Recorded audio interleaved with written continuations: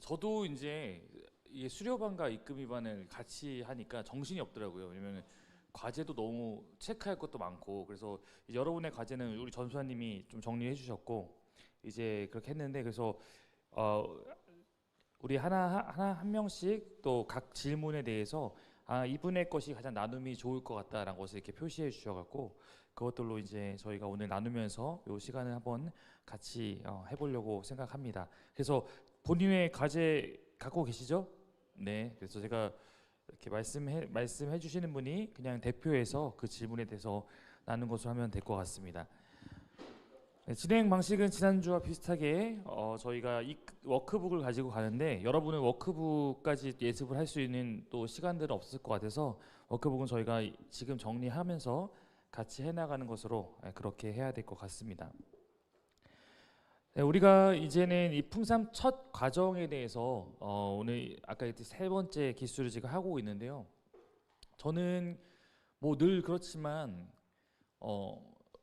이건 우리의 도구잖아요. 그러니까 도구다 보니까 도구는 쓸수록 예를 들어 칼도 내가 잘 쓰는 게 있으면 이걸로 이렇게 이 방향으로 해야지 잘 베어지는구나, 이런 거를 우리가 하다 보면은 느끼는 것처럼, 저도 마찬가지로 풍삼쳐서 이제 뭐 예전부터 이걸로 설교도 쭉 해봤었고, 그다음에 이금희 반도 이거 세 번째지만 이번에 하면서 더 명확해지는 게 있는 걸 보니까 또 다음에 하면 또 더 그렇겠다라는 것도 느껴지는 것 같습니다. 여러분이 그래서 이 속성반 2주 속성반 같은 경우는 특별히 이제 여러분들이 속성으로 끝낸 만큼 속성으로 잊어버릴 수 있으니까 네.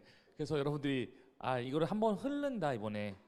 왜냐면 원래 숙성반은 우리가 지금 입금일을 하기 위해서 하는 거기 때문에 하고 끝내려고 했던 건 아니잖아요. 그러니까 입금일을 하기 위해서 한 거니까, 내가 이번에는 이렇게 이 과정을 한번 했지만 내가 입금일을 준비하면서 다시 한번 좀 천천히 잘 복습해서 조금 내가 나눌 수 있는 준비를 해가야겠다는 마음을 하지 않고 그냥 끝내버리면 아마 여러분들에게 굉장히 이거는 스쳐 지나가는 시간이 될 수도 있겠다, 이런 생각도 드는 것 같아요. 그래서 함께 또 우리가 할 수 있는 만큼 오늘 2시간 동안 한번 잘 다뤄보도록 하겠습니다.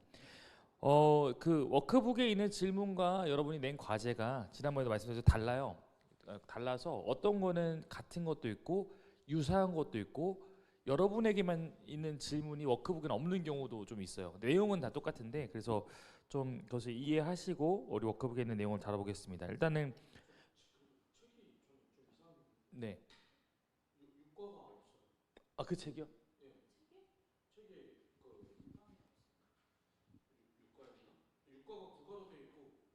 그래, 파본인가 보다 그럼. 네. 그래요? 그러면 그거는 교회에서 하나 바꿔 드릴 테니까요. 네, 그거는 저희가 해서 반품 받겠습니다.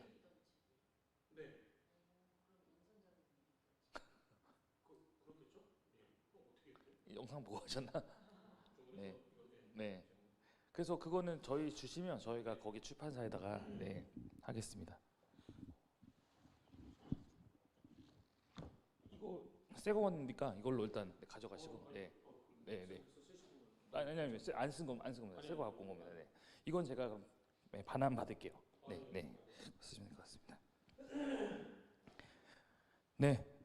육각 그러면은 우리 첫 번째 질문을 한번 제가 읽어볼게요. 기도가 없는 종교는 종교라고 할 수 없을 정도로 기도는 모든 종교의 공통된 요소입니다. 그러나 모든 종교가 기도가 다 같지는 않습니다. 기도의 대상이 어떻게 이해하고 믿느냐가 다르기 때문이다. 대상을 어떻게 이해하고 있느냐가 다르기 때문입니다. 지금까지 당신이 생각했던 기도는 어떤 것이었습니까? 이 질문이 그래도 여러분이 했던 육과의 첫 번째 것과 유사한데요. 여기에 대해서는 우리 오고 계시는 준영이 어제 걸로 제가 한번 읽어볼게요. 제가 생각했던 기도는 저의 문제를 해결하기 위해서 하는 기도, 혹은 타인의 문제를 해결하기 위한, 세상의 문제를 해결하기 위한 기도를 주로 하였던 것 같습니다. 하지만 하나님의 뜻을 이루기 위해, 하나님의 뜻을 위해 하는 기도, 하나님과의 교제, 평안을 누리기 위한 기도도 필요함을 다시 한번 깨닫게 되었습니다. 그리스도인의 기도가 독특한 이유는 바로 하나님이 인격적인 존재이기 때문에 하나님을 알아가는 만큼 기도의 내용이 바뀔 수 있기 때문입니다. 그리고 다른 종교의 기도는 자기 자신을 알아가거나 자신에게 집중되어 있어 신을 설득하거나 자신의 뜻과 소원을 이루는 일에 집중되어 있습니다. 다만 그리스도의 기도는 하나님의 뜻을 알기 원하고 구하고 하나님의 뜻을 이루기 위한 그런 기도가 포함되어 있는 점이 독특한 점입니다라고 이렇게 이제 나와 있습니다. 여러분도 기도라고 하면 세상의 사람들 다 기도하잖아요, 그렇죠? 보통 언제 기도하죠? 네, 중요한 일을 앞두면 갑자기 기도발이 올라가서 이제 뭔가 이렇게 위기가 있거나 이러면 다 찾잖아요. 예. 그러니까 그럴 때 이제 하는 우리가 그런 기도는 우리를 바꾸려고 하고보다는 우리 환경과 상황과 어떤 것을 바꾸려고 이제 하는 요청 이런 것에 기도에 초점이 있지만 기독교의 기도는 기본적으로 그런 것은 아니다. 왜냐면 기독교 하나님은 인격적인 걸 너무 원하시기 때문이에요.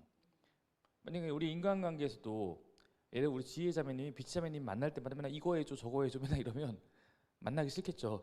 네, 맨날 그렇게만 하면 그러니까 좀 나를 알고 내 얘기도 좀 듣고 내가 원하는 것도 좀 한번 같이 고민해주고 이렇게 사귐을 갖기 원하는 게 우리에게도 필요하듯이 인격적이라고 하면 하나님께서도 우리와 누리고 싶어하는 기도는 그런 것이다라는 것을 좀 이해하면 좋을 것 같습니다. 그래서 기도는 하나님을 알고 하나님에 대한 지식을 갖고 내가 대상을 알고 그분과 나누는 것이다.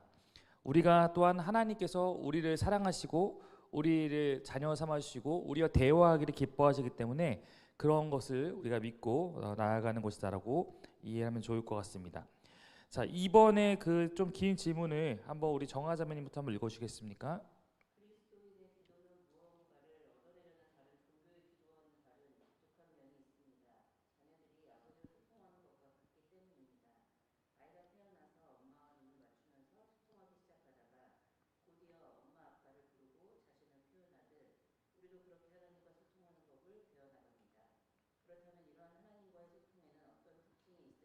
네, 하나님과의 소통에 어떤 특징이 있을까요? 혹시 그 빈칸을 여러분 뭐라고 생각하십니까? 하나님을 알아가는 과정이 우리가 필요하면 두 번째는 뭘까요? 네, 하나님을 누리는 축복 맞습니다. 알아가는 것과 누리는 것입니다. 여기 이제 자녀를 낳아 보신 분들이 많이 있기 때문에 자녀와 내가 태어나서 소통해가는 과정을 한번 생각해 보면 이 소통을 누가 먼저 다가와서 하는 거냐면 부모가 먼저 하는 거야. 아기는 아직 소통할 줄 모르고 존재를 인식하는데도 시간이 필요하고 몰라요. 걔가 세상에 나와서 이 존재가 내 엄마구나 아빠구나 인식하게 될 때까지 시간이 필요하잖아요. 그러나 우리는 그를 알죠. 그래서 우리가 다가가서 소통을 하고 소통한 결과 그가 우리를 알게 되는 것입니다. 하나님과 우리 관계도 비슷해요. 소통이라고 할 때 이것도 누가 먼저 시작하신 거냐면 하나님이 먼저 시작하신 거예요.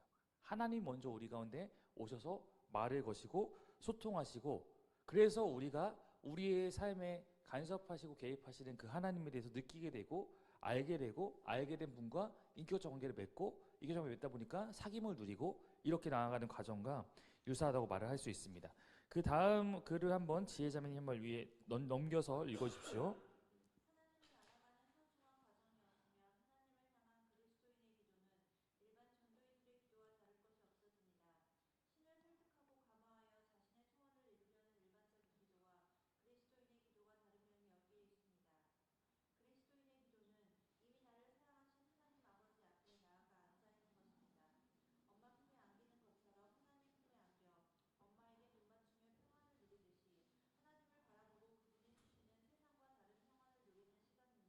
네, 여기서 말하고 있는 기도의 특징이 그럼 어떻게 좀 요약할 수 있을까요? 두 번째 있는 것을 좀 집중해서 본다면 이렇게 조용할 수 있나요? 네. 네, 하나님과 앉아 있는 것, 하나님과 사귐을 누리는 것, 하나님 자체에 대한 집중이죠. 그러니까 어떤 목적보다는 관계라는 것을 좀 우리가 이 기도에서 가장 기억할 필요가 있을 것 같아요. 그러니까 무엇을 얻어내려고 무엇을 성취하려고 하기보다는 하나님을 알자, 하나님을 좀 이해하자, 하나님과 관계를 맺자, 하나님과 깊어지자 이런 것이 기도의 핵심입니다. 제가 늘 얘기하지만 제가 이 기도를 처음 깨달은 건 아니지만 바르게 정리하게 된 거는 20대 때 사귐의 기도라는 책 때문이었어요. 네, 그 기도가 사귐의 기도라는 책 제목처럼 한국의 기도가 너무 목적지향적이다. 하나님께 뭘 삥 뜯으려고 계속 이렇게 농청하는 약간 그런 기도 것 같다. 근데 그거는 기도를 오해하는 것이다라는 책을 썼던 게 사김의 기도였고요. 그래서 우리 김영봉 목사님을 미국에 계시니까 어떻게든 모시려고 마치 컨택을 한번 해보고 있는데 저희가 비행기 값을 내드릴 수는 없으니까 한국 언제 오시냐고 오실 때 저희 교회 한번 오시면 좋겠다고. 네. 올해는 시간이 없답니다. 네. 네. 자, 우리 그 다음 거 보면은 3번 한번 그 다음 읽어주십시오. 감사하게도 하나님과 누구보다 깊은 아버지 아들의 관계를 누리셨던 성자 예수님께서 우리에게 기도하는 법을 가르쳐 주셨습니다. 이 주기도문은 하늘에 계신 우리 아버지여로 하나님을 부르며 시작됩니다. 이 어구가 의미하는 바는 무엇인가요? 또 어떤 면에서 중요한가요? 네, 이게 여러분의 질문 3번과 비슷한데요. 비치자매님이 한번 답도 한번 말씀해 주시면 좋을 것 같습니다. 제가 생각할 때 하늘에 계신 이건 좀 우리와는 존재가 다른 네, 이런 면을 공부하는 것 같고요. 아버지는 우리와의 관계, 네, 친밀한 뭐 이런 거를 얘기하는 것 같고,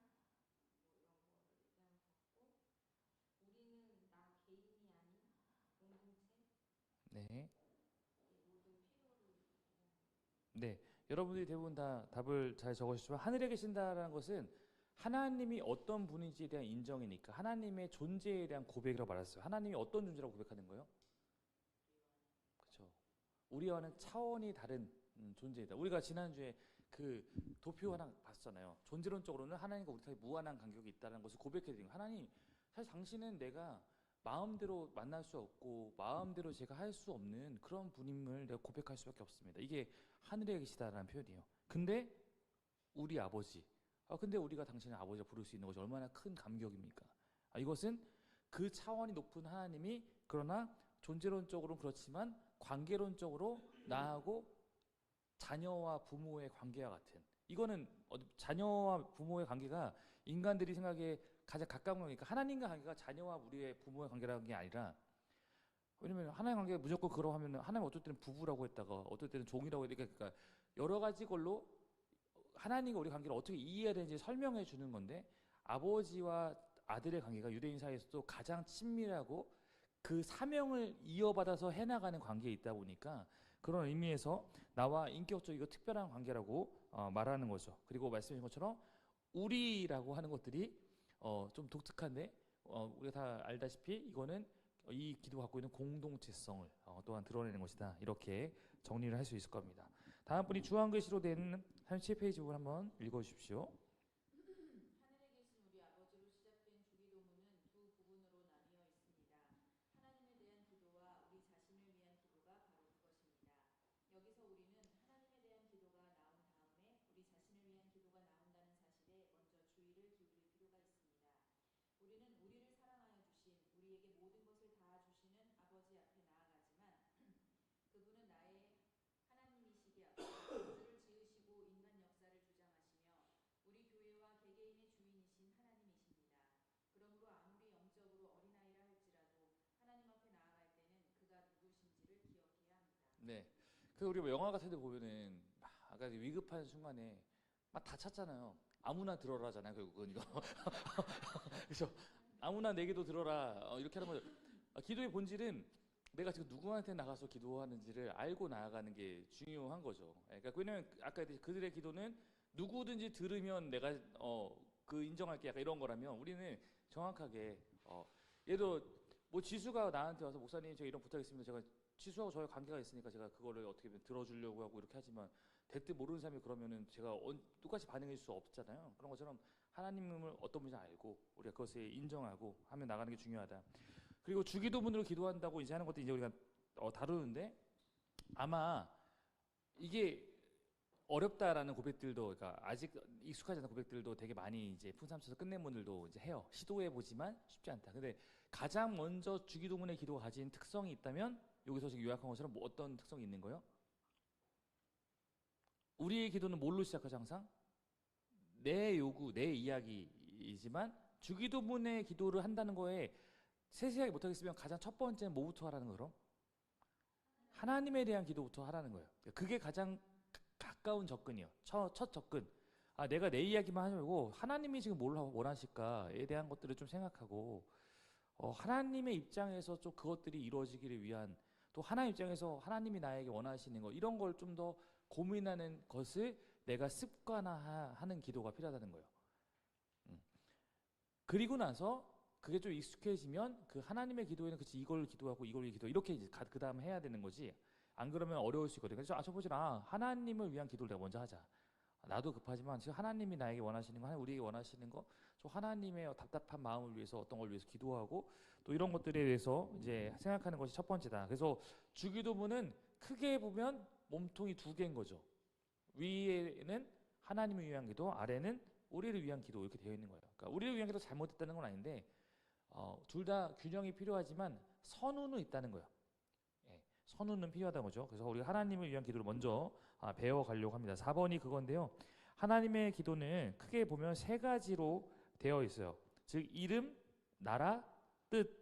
네, 그 기억하시면 이름, 나라, 뜻이죠. 결국은 첫 번째는 이름이 거룩히 여김 받으시오며 이거는 하나님의 이름에 대한 기도죠. 하나님의 이름에 대한 기도. 자 그리고 나라에 대한 기도, 뜻에 대한 기도인데, 네, 요 기도가 4번의 여러분의 질문과 유사한 것 같으니까 성희자매님이 한번 4번에 대한 답을 말씀해 주면서 이 부분을 한번 나눠주시면 좋을 것 같습니다. 하나님의 이름은 하나님의 하나님 되심이 세상 속에 드러나게 되기를 내 삶을 통해 하나님이 드러나시고 영광 받으실 수 있기를 구한다. 하나님의 나라는 하나님의 다스림이 있는 삶을 살아 세상과 다른 원리로 살아가는 개인과 교회 공동체가 되기를 기도한다. 생활 속에 만나는 모든 사람들이 궁금해하는 삶 되기를 소망한다. 하나님의 통치하심 아래 살고 있지만 앞으로 예수님이 다시 오셔서 완전하게 이루실 하나님 나라를 기대하며 소망한다. 하나님의 뜻, 주님께서 다시 오실 때까지 하나님의 뜻이 우리가 사는 세상 속에서도 온전히 이루어지길 구한다. 사랑과 정의의 하나님이 세상의 가치가 점점 커져가는 이 세상에서 그 뜻을 드러내시기를 기도한다.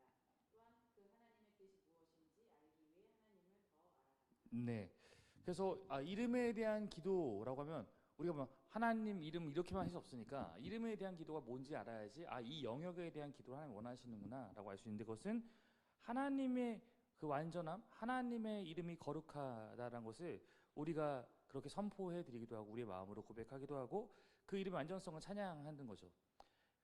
그 우리가 그 예배 때도 흔히 말하는 예배 때 가장 좋은 찬양의 그 분류로 볼 때 축복송이나 어떤 다른 CCM이나 이런 게 아니라 사실 예배로 나아갈 때 가장 필요한 것 중에 하나가 경배곡이다. 하나님 자체에 대해 우리가 입으로 경배를 드리고 우리의 고백을 드리고 하나님 어떤 분인지를 높여드리는 거. 하나님 이런 분입니다 이렇게 하는 것처럼 그 하나님의 그 마음대로 우리가 그렇게 하나님에 대해서 우리가 그 완전함을 고백하는 거가 첫 번째라면, 두 번째는 우리가 교회에서 많이 중요하더라도 하나님 나라에 대한 거예요. 여기서 하나님 나라가 중요하게 나오고 있죠. 봉준영 선생님 만약에 봉준영 선생님이 하나님 나라에 속했다라는 것은 어떤 의미입니까? 그럼 좀 우리가 이해하기 쉬운 방법으로 설명하면 하나님 나라에 속한다는 것이요. 음, 하나님 나라에 속한다는 건 그냥 내 삶의 어떤 방향이 음, 다시 주님의 뜻한 대로 음, 주시는 또 주님이 원하시는 음, 방향으로 음, 나의 삶을 그 방향대로 살아가길 원한다. 음. 네, 그런 취지 아닐까. 그리고 또뭐 음, 그에 따르는 공동체에 음, 속한다라고 음, 간단하게 음. 정의하는 것. 네, 잘 말해주셨는데 원한다보다는 오히려 그것이 되고 있으면 속해 있는 거고 안 되고 있으면 안 속해 있다고도 볼 수 있어요. 네, 그러니까 원하는 정도가 아니라 내가 그거를 고백하고 있는 상태를 말하는 거죠. 하나님이 나의 왕인 상태를 하나님 나라에 속해 있다라고 성경 볼 수 있으니까 다스림과 통치에 대한 거잖아요. 그러니까 나라가 임하라는 것은 하나님 내가 하나님의 그 통치 안에 거하겠습니다. 나에게 오셔서 날 다스려 주십시오. 나의 주인이 되어 주십시오. 주님, 우리 이곳이 다 하나님의 그 통치 안에 머무는 곳이 되기 원합니다. 이런 하나님의 온전한 통치를 우리가 선포하고 또 그 통치를 따르고 있다는 것은 내가 그분의 그 사람으로서 살아가겠다는 것이니까 그런 것들을 고백한다고 말할 수 있습니다. 그리고 똑같이 뜻이 하늘에서 땅에서 이루어지는 것은 그래서 하나님의 뜻이 그런 하나님의 백성들 통해서 나를 통해서 우리 삶에 그리고 우리가 속해 있는 이곳 가운데 또 이루어지기를 그것이 하나님 나라가 이 땅에 임한 거니까 그것을 우리가 위해서 나를 부르셨다는 것도 인식하고 또 내가 해야 될 것이 있다 그것을 위해서도 기도하고 우리 동역자를 불러서 그 일을 하나 가시는 하나님을 우리가 기억하면서 기도하는 내용들이 다 여기에 포함될 것 같습니다. 제가 그 지난번 특세 때 주기도문으로 설교를 이렇게 쭉 했었잖아요. 그래서 혹시 만약에 주기도문으로 기도했던 것이 무엇인지를 잊으신 부분이 혹시 있고 좀 더 자세하게 알고 싶다면 그 설교를 한번 좀 이렇게 찾아보시면 아마 여러분들이 더 도움이 되실 것 같습니다. 뒤에 주한 글씨를 한번 넘겨서 한번 읽어볼게요.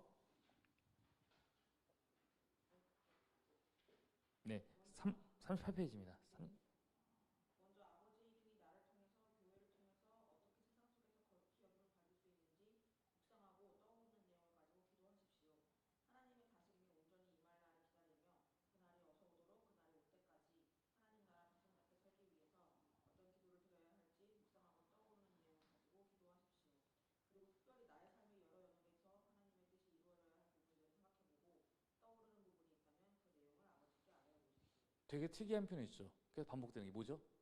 떠오르는 내용이 있으면 묵상하고 떠오르는 내용이 있으면 그러니까 기도는 내뱉는 게 아니라고 말을 하고 싶은 것 같아요.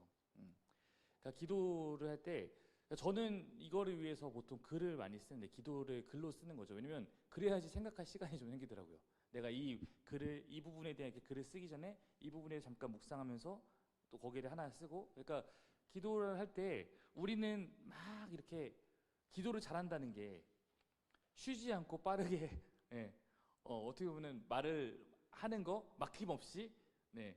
그것도 뭐 어떻게 보면 기도가 숙달된 사람의 한 특징이기도 하지만 그러나 기도에는 사실 여백이 필요하다. 그래야지 우리가 바른 기도를 할 수 있다. 그래서 이제 이 기도를 훈련하면 맨 처음에 많이 막혀요. 네, 많이 막힙니다. 기도가 뭔가 흐름이 뚝뚝 끊기는 것 같이 느껴질 수도 있고 네, 그래서 그러나 이 기도가 좀 내 안에 익숙해지는 것을 우리가 좀 해보는 것이 필요하다는 얘기를 여기서는 권하고 있는 거죠. 자, 특별히 앞에서 언급한 성경 구절을 찾아보고 우리가 기도한 대상인 하나님이 어떤 분이신지 그리고 이 하나님 믿을 때 우리에게도 어떻게 달라질 수밖에 없는지 이야기 나눠보는 건데요. 한번 우리 그 주한 글씨부터 한번 말씀 한번 그 다음 분이 읽어주십시오. 너희는 기도할 때에 이방 사람들처럼 빈말을 되풀이하지 말아라.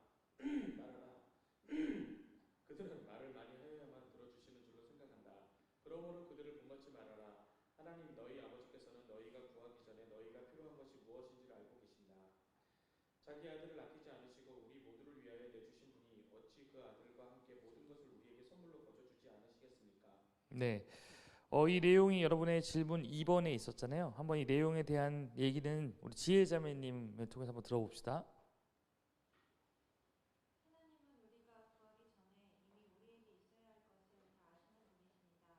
나의 지혜보다 훨씬 지혜로우시고 모든 것을 다 아시는 하나님께서 내가 구하는 것보다 진정 나에게 필요한 것이 무엇인지 다 알고 계시므로 우리는 기도할 때에 내가 원하는 것을 간구하는 것보다 하나님의 뜻을 구하며 하나님과 소통하여 아버지의 뜻에 순종할 수 있어야 합니다. 네. 그러니까 마치 하나님 모르기 때문에 내가 알려드리려고 애쓰는 걸 좀 줄여준다는 거죠. 이미 아신다. 이미 너에게 뭐가 필요한지 아는데 하나님 원하는 건 관계지. 네가 얼마나 그를 하나님을 잘 설득하면 주고 안 주고 이런 협상의 대상이 아니다. 라는 얘기를 이제 하고 있는 거죠. 사실 이제 이거는 뭐 우리가 그래서 부모와 자녀의 관계에서 많이 배우잖아요.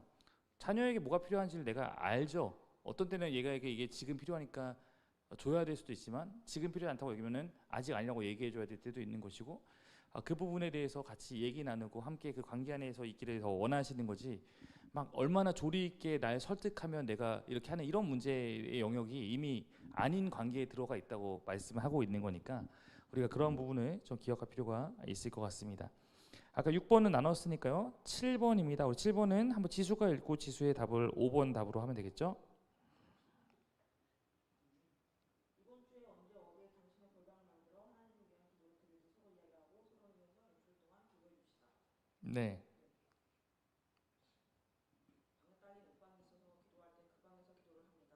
매일 저녁 20분씩 골방에서 기도합니다. 네, 그 방에 딸린 옷방에 정말 골방처럼 들어가서 네, 네, 기도를 거기서 하겠다. 네. 골방이 있는 방을 갖고 계시군요. 네. 그래서 여러분 각자의 그 저는 옛날에 그 표현 되게 좋아했었는데 이제 그리시네가라고 그래서 엘리야가 까마귀를 만났던 그것처럼 뭔가 하나님의 특별한 어떤 하나님과 교제가 있는 그 공간을 찾는 게 중요하다. 우리 그래서 뭐 각자에게 다 있을 거야. 누구는 보통 이제 뭐 우리가 집에서 사람들과 같이 있으면 안 되니까 개인의 어떤 장소 만들기 위해서 누구는 차 안이 나의 뭐 골방이다 이렇게 말하는 분도 있고 안 되기 때문에 또 나의 어떤 장소를 활용하기도 하고 예, 누구는 뭐 교회에 와서 하기도 하고 그러는데 어쨌든 우리가 하나님과 함께하는 시간을 어떻게 갖기 위해서 나는 그럼 한번 애써 볼 것인가. 그랬듯이 묵상하고 듣고 따라가려면 일단 조용해야 되잖아요. 옆에 막 TV가 틀어져 있는데 내가 그렇게 하기는 어려우니까 내가 어떻게 조금 나의 공간에서 하나님을 좀 묵상하고 그거에 대해서 기도할 수 있을까. 이거를 한번 여러분들이 이 과를 통해서 한번 실천해 보면 좋을 것 같습니다. 네, 6번 질문 한번 읽어 주십시오. 정하자매님인가요? 하나님 나라 이야기. 네. 예수님은 자신의 죽음과 부활을 통해 하나님 나라가 이미 시작되었지만 예수님이 다시 오실 때까지 하나님 나라가 아직 온전히 임하지는 않았다고 말씀하십니다. 이런 하나님 나라를 깨닫는 그리스도인들은 이 땅에서 어떻게 살아가야 할까요? 네. 우리 정하자매님은 이 하나님 나라의 의미와 아직을 혹시 누군가 물어보면 어떻게 설명할 수 있을 것 같으세요? 이미 시작된 이 땅에서 저희가 살아가는 음, 삶에서 하나님을 주인 삼는 하나님이 나의 왕으로 나를 이끄시는 음, 삶의 의미고 그런 하나님의 나라고 음, 다시 오실 예수님이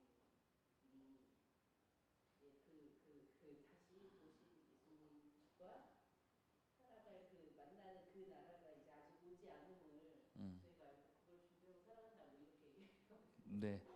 잘하셨어요. 네. 네, 부끄러워하지 않으셔도 됩니다. 네. 그 저희 교회에 오시는 새 가족 중에서도 이제 풍삼촌을 이런 거 하다 보면 입금이들이 한 얘기가 우리도 예전에 그럴 수 있듯이 그분들도 여전히 천국 하나님 나라 그러면 죽어서 가는 곳 정도로 인식하고 오시는 분이 여전히 많이 있다라는 얘기를 이제 하거든요. 그럼 이제 우리가 내가 이거를 알았다면 이게 뭔지 설명해 줄 수 있을 정도로 내가 좀 이해를 하고 있어야 되고 그리고 이게 우리의 신앙에 영향을 어떻게 미치는지까지 알면 좀 더 도움이 되는데 이미 왔다는 측면을 놓쳐버리면 어떻게 되냐면 나는 뭔가 이 세상에서 나의 삶에 소중함을 많이 놓쳐버려요. 나는 이미 구원은 받았고 근데 구원받은 삶은 저 죽어서 있는 거니까 그러면 난 구원받은 자로서 그냥 그때까지 버텨야 되는 건가? 이런 논리에 빠질 수도 있기 때문에 이미 임했다는 것은 현재적으로 하나님의 나라가 임했고 그 나라에서 내가 새로운 생명을 받았고 이 시작된 삶을 이 삶 가운데 어떻게 살아가는 것이 굉장히 중요하다는 측면을 우리가 기억해야 하지만 그 부분에 대한 것들을 우리가 우리의 삶을 소중하게 또 하나님께 드릴 수 있고요. 다만 의미만 하면 안 됩니다. 그럼 다 이루어진 줄 알기 때문에 또 오해에 빠져요. 아직을 아는 건 왜 중요할까요?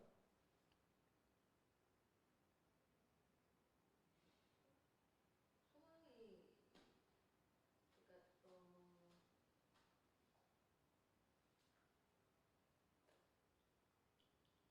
네, 숙연해졌습니다. 네, 아직을 아는 거는 왜 중요하냐면, 우리도 이제 정리 이번에 다시 하는 거죠. 아직을 아는 건 왜 중요하냐면, 그럼 이렇게 질문하세요. 아니 하나님 나 임했는데 왜 이래 세상이? 하나님 나 임했는데 난 왜 여전히 내 삶이 왜 이래?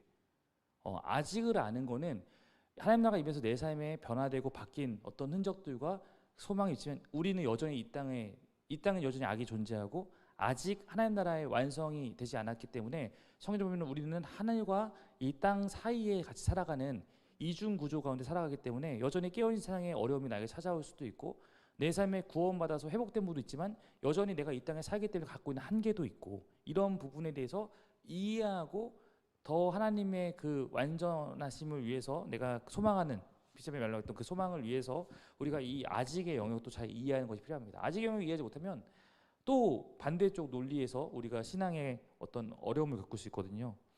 그래서 우리는 그 사이에 살고 있다. 이미와 아직 사이. 그래서 세상에 살지만 세상을 따라 살지 않는 것은 나는 이미 하나님 나라에 속했기 때문에 그래서 하나님 나라 따라 살기 시작한 거예요. 그러나 지금 내 삶에 이 여정이 끝이 아니다. 우리가 남겨진 것이 있다. 그래서 우리 나그네 인식을 갖고 내가 그 완성된 하나님 나라에도 내가 함께 거하는 자가 되기 위해서 내가 이 땅에서 하나님을 추구하며 살고 하나님 나라에 거부되는 것을 세상 가치관들을 좀 거부하고 그래서 세상에 보기에서도 좀 다른 삶을 살아가는 어떤 그런 모습을 살아가는 것이 하나님 나라에 속한 사람의 특징이다. 이렇게 정리할 수 있을 것 같습니다.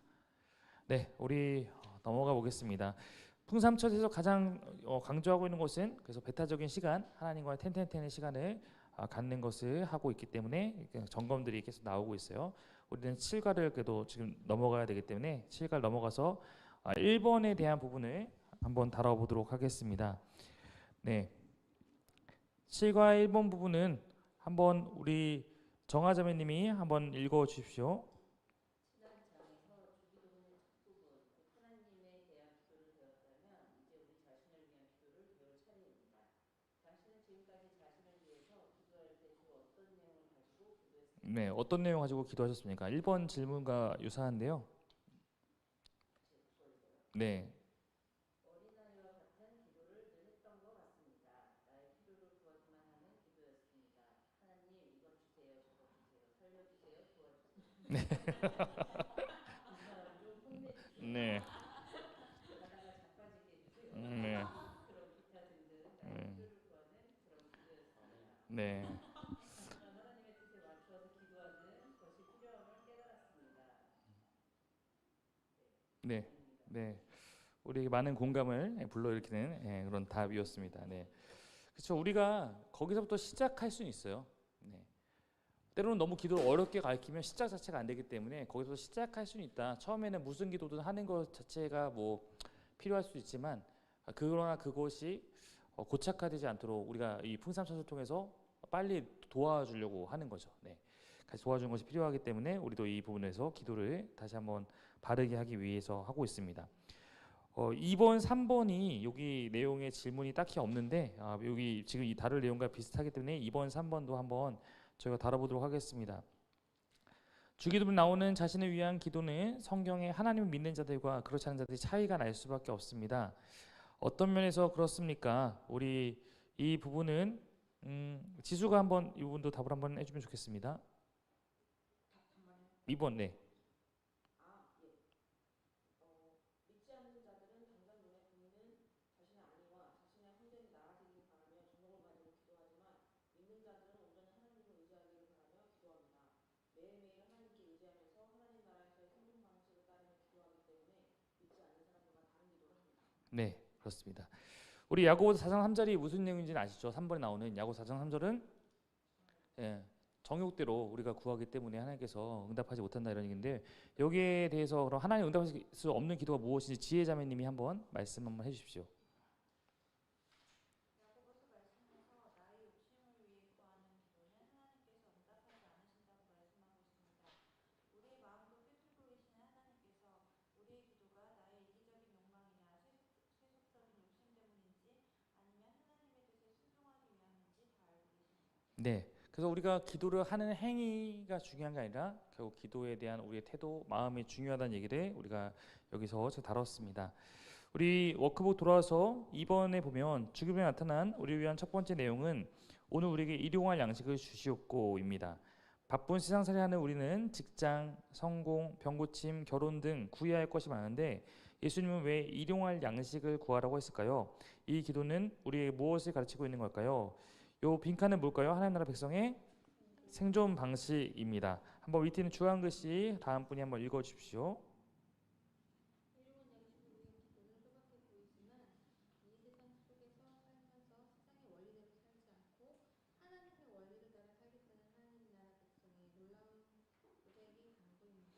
네, 우리가 앞서 질문 통해 다뤘던 것처럼 정욕대로 우리가 구하고자 하는 것을 막 구하는 것이 좋은 기도가 아니라 하나님은 그런 기도를 좋아하지 않는다. 그리고 잘못된 기도이기 때문에 하나님이 응답해 주지 않는 거예요. 그래서 그런 비유가 있거든요. 만약에 우리가 내 아이가 지금 뭐 유치원생인데 갑자기 얘가 나한테 아빠 나한테 칼 좀 줘. 칼 좀 줘 그러면 우리가 걔한테 칼을 어떻게 내어주겠어요? 못 주죠. 우리의 기도가 가끔 그런 하나님 느끼게 우리 아직 어린데 칼 좀 줘. 근데 만약에 얘가 나중에 커서 만약에 의사가 되고 이렇다면 얘에게 주어진 칼은 사람을 살리는 칼이 되죠. 그때는 하나님이 당연히 그 손에 칼을 줄 수도 있고 그것을 뭘 만드는 삶이, 뭘 지키는 삶이 될 수도 있고 이런 것처럼 그때는 줄 수 있는 것처럼 우리에게 하나님께서 봤을 때 이것이 이 삶에 도움이 안 될 것 같은 기도는 하나님께 들어주시지 않는다.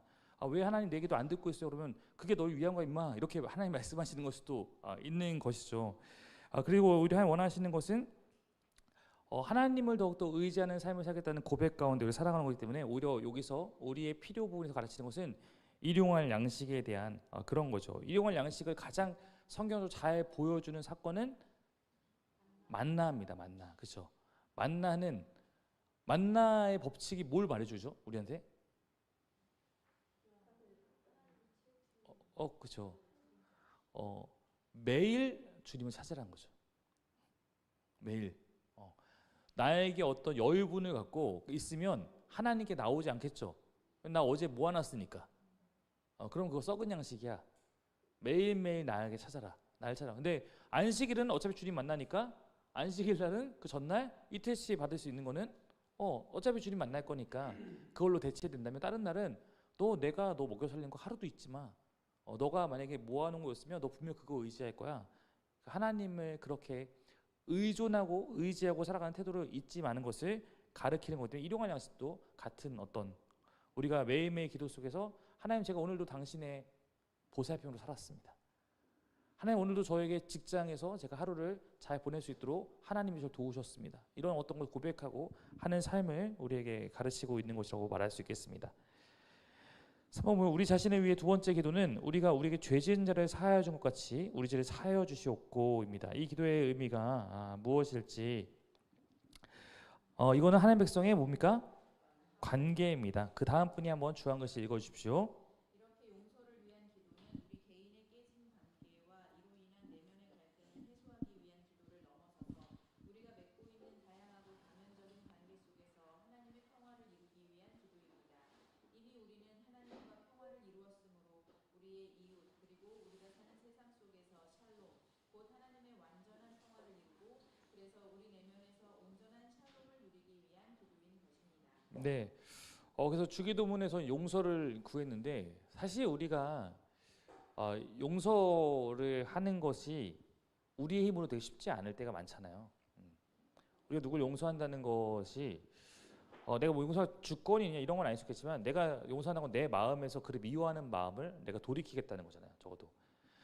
그래서 때로는 내가 직접 가서 용서를 구할 수 없는 사람이 있잖아요. 뭐 나한테 어떤 심한 상처를 줬던 사람이 나라고 지금 볼 수 없거나 아니면 이미 돌아가셨거나 이럴 수 있으면 그런 관계적 용서를 다 할 수 없지만 적어도 하나님 안에서 내가 이제 그 사람을 용서하겠습니다 해서 그렇게 용서를 하는 것이 우리 기독교인에게 분명히 노력해야 될 부분이다. 생각보다 많은 부분이 이 부분에 걸려 있는 걸 볼 때가 있어요. 다 마음속에 용서하지 못할 리스트가 몇 명씩 이제 있는 거 내 삶에 내가 이거는 진짜 그러니까 꺼내기 싫고 이렇게 꽁꽁 이렇게 저쪽 묻어놓은 하나님 나한테 이것만큼 하라고 하지 않기 원하시는 어떤 그런 것도 있으나 어쩜 우리가 이 기도를 매일 한다는 것은 사실은 하나님이 계속 우리를 만지시는 걸 수도 있고 하나님의 힘을 의지해서 우리가 나아갈 때 사실 이것은 우리를 위한 거다.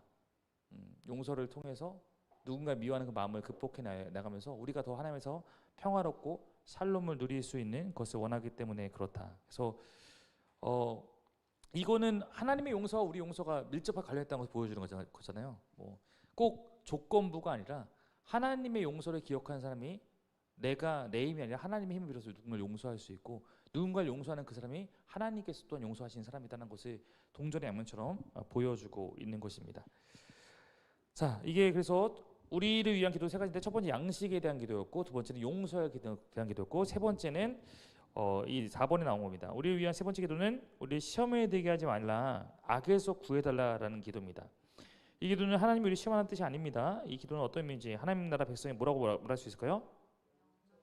영적 전투입니다. 한번 그 다음 분이 읽어주십시오. 네. 우리 자신을 위해서 드리는 이 마지막 기도는 우리가 어디에 살고 있는지를 분명하게 보여줍니다. 이곳은 아직 하나님 나라가 완전하게 임하지 않은 세상입니다. 우리를 미혹하는 유혹이 있고 비록 폐하였지만 여전히 영향을 끼치는 악한 자가 하나님의 백성을 넘어뜨리려고 하는 세상입니다. 우리는 우리 자신을 위한 이 마지막 기도를 드리면서 하나님께서 이 세상을 완전히 회복하실 때까지 하나님 나라 백성들께 이 세상에서 살아가길 소원합니다. 네. 그래서 이 이미와 아직의 이 관계를 그 V-Day, D-Day 이걸로 많이 설명을 하는 게 있어요. 그거는 이제 2차 대전의 배경을 갖고 설명하는 건데, 그 노르망디 상륙작전을 통해서 연합군이 이제 독일 나치군에 대해서 승리를 결정졌기 때문에 보통 사람들은 노르망디 상륙작전에서 성공함으로 끝났다. 그런데 그래서 그 노르망디 상륙작전의 그 전투의 작전명이 D-Day였거든요. 그래서 그때부터 D-Day 쓰게 된 건데, 그러니까 그 작전의 성공함으로 그날이 D-Day가 돼서 끝났지만, 그러나 그거에 대해서 완전하게 세상이 나치가 항복하는 것이 V-Day까지 시간이 있잖아요. 그러니까 사실 이때 나치가 완전하게 무너졌기 때문에 이 승리는 확정됐어요. 그러나 그 승리가 확정된 그 전투가 있다고 해서 전쟁이 끝난 건 아니었고, 끝날 때까지의 시간 동안에 작은 국소전이 있단 말이에요. 근데 이때 그래서 이거를 뭐에 우리 비교하는 거냐면, 이 D-Day가 우리에게 영적으로 뭐라고 보는 거냐면 십자가 사건, 부활 사건을 보는 거예요. 예수님의 십자가 부활에서 이미 끝났다. 하나님이 승리하셨다. 다 이루었다 말씀하셨으니까. 근데 예수님이 다시 오신까지 이 V-Day까지의 시간을 우리도 보내고 있는 거다. 근데 거기서 국소전이 있어요. 그렇다고 해서 우리가 연합군이 그 나치군에 전치지 않는 것처럼 우리가 예수님의 편에 서 있으면 적군에게 사탄에게 지지 않아요. 근데 우리가 혼자 떨어져 있거나 하나님과 무관한 사람이 되면 그 작은 이미 힘이 빠진 그들과도 우리의 위협이 될 수 있고, 때로 우리를 무너뜨릴 수도 있어요.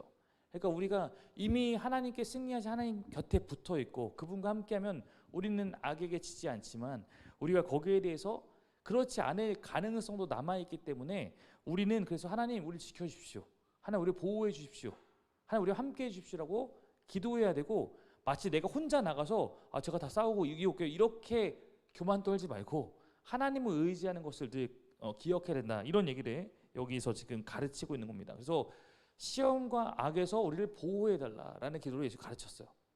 제가 다 이기겠습니다 이게 아니라 너희는 항상 하나님을 의지하는 법을 배워야 된다. 이 문제에 있어서 너희 자신하지 말라. 너희 넘어질 수 있다. 너희가 이기는 거 아니다.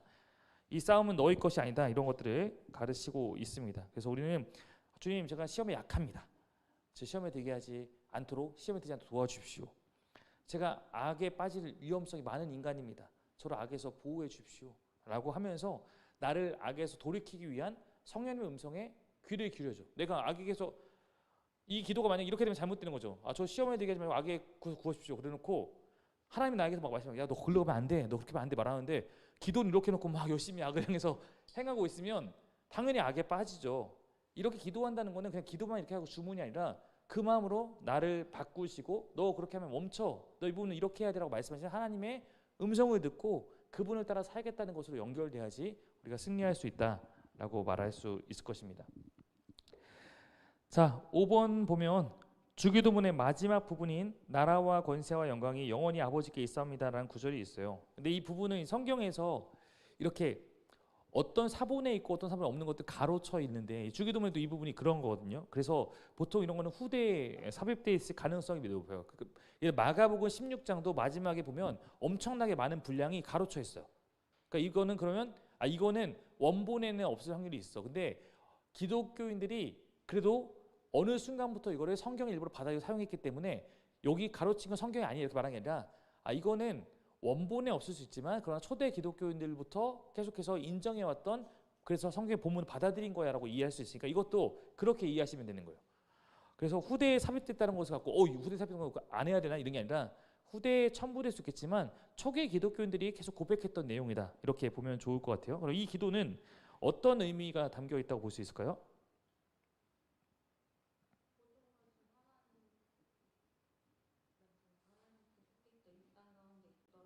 음.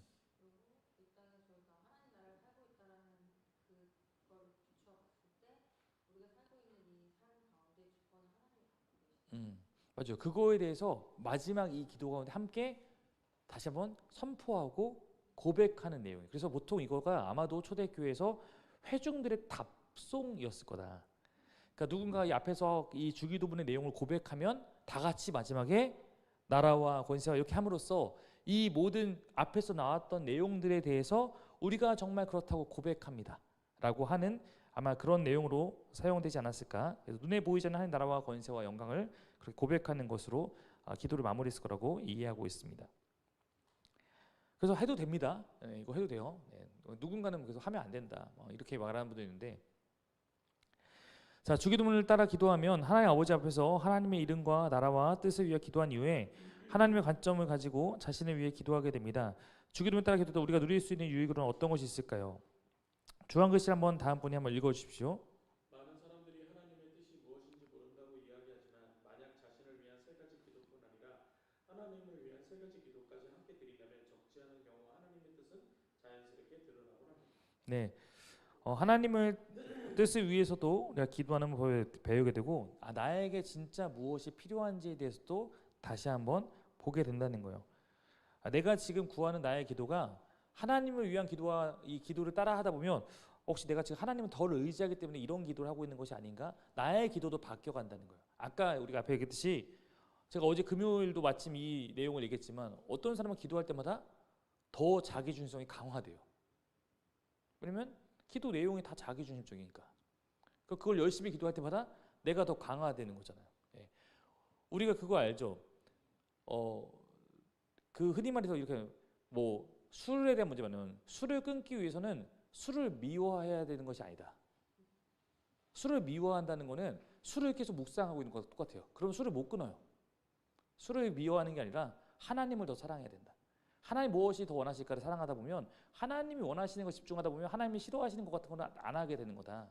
그러니까 우리가 자기중심적으로 자꾸 내 거 기도할 때마다 당연히 내가 계속 그걸 묵상하고 있으니까 아까 이제 하나님 나라를 묵상하고 하나님의 뜻을 묵상하고 이러면 자연스럽게 내 기도의 내용들이 하나님 원하시는 방향으로 바뀌어가는 것을 경험하게 되는 거예요. 그래서 아무거나 기도하지 말라. 아무거나 기도하지 말고 내가 무엇을 위해 기도할까? 지금 내 기도는 하나님 원하시는 기도일까? 아닐까를 조금 고민하면서 기도해 가면서 기도를 통해서 하나님의 그 앞에 서는 것들이 우리에게 훈련되는 것이 중요하다라고 말할 수 있겠습니다. 4번 질문이 7번 질문과 같거든요. 4번 질문은 우리 봉준이 형제님이 질문 읽고 한 봉준이 답을 한번 같이 나누시면 좋을 것 같습니다. 네, 7번이 4번 그 숙제 4번입니다. 네. 자신을 위해 드리는 첫날 기도는 하나님의 뜻에 걸맞게 기도하여야 합니다. 그러면 우리 성경마치 인간관계 영적인 싸움 위에 어떤 기도를 드려야 할까요? 서로 이야기 나누어 봅시다. 나는 생존 방식은 내가 스스로 내 모든 것을 해결하고 해답을 찾는 교만과 그 방식에 따라 욕심을 내고 욕망으로 삶의 목적이 방향성을 잃지 않기 위해서 더욱 주님을 의지하고 온전히 내 삶을 드리는 방법입니다. 그 과정이 나의 목적은 모두를 위해 희생과 나의 욕심보다 모두를 위한 분일과 나의 방법보다 주님을 인도하심을 믿고 따르기 위한 방법으로 기도해야 합니다. 인간관계 또한 내가 용서받기 위함과 내가 누군가를 용서해야 한다면 조건 없이 그 모든 것이 가능해야 하며 그 관계 가운데 사랑과 긍휼로 갈등을 해소하고 하나님이 주시는 완전한 평화와 화평을 주심으로 그 목적을 두고 기도하며 더욱 나아가야 합니다. 이 모든 과정을 정확하게 이해하고 방향을 잡게 된다면 우리는 너무 많은 유혹과 혼란이 오는 경우가 발생하게 됩니다. 그 모든 과정에 온전히 주님을 의지하고 유혹을 이겨낼 힘을 받고 더욱 주님을 의지하기 위해 애써야 할 것입니다. 네, 감사합니다. 우리 그다음 질문은 우리 준영 형제님, 네, 앞으로 오셔서 같이 우리 이게 순서를 지켜서 읽어야 됩니다. 어느 쪽으로 오시겠습니까? 네. 네.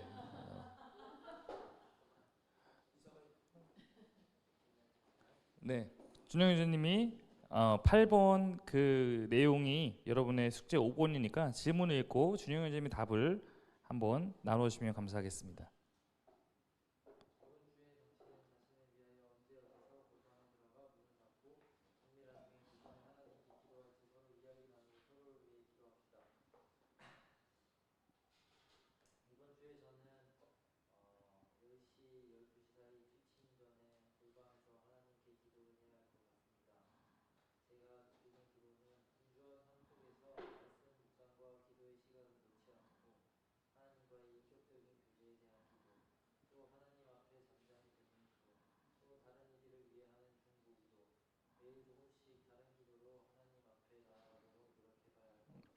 네, 우리 준영 형제님의 골방은 어디입니까? 우리 지수는 아까 방 안에 있는 옷방이라고 네 했거든요. 우리 어떻습니까, 주윤지? 아, 네, 네. 아내가 이제 같이 쓰는 도망하여서 기도하고 혼자 살 때는 거실에서 네, 당당하게 기도하고 네, 네, 알겠습니다. 네. 하나님 나라 이야기 우리가 살펴볼 텐데 예수께서 가르치신 하나님 나라 진심으로 받들이 하나님 나라 백성 된 자들이 주님 가르친 기도를 드릴 수밖에 없는 이유는 무엇입니까? 뭘까요? 이 질문에 대한 답은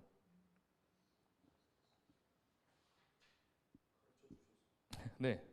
어떻게 너무 쉬운 답이지만 하나님 나라 백성이 있다는 게 뭐예요? 아까 얘기했듯이 하나님 백성이 있다는 것은 그분을 따른다고 약속한 거예요.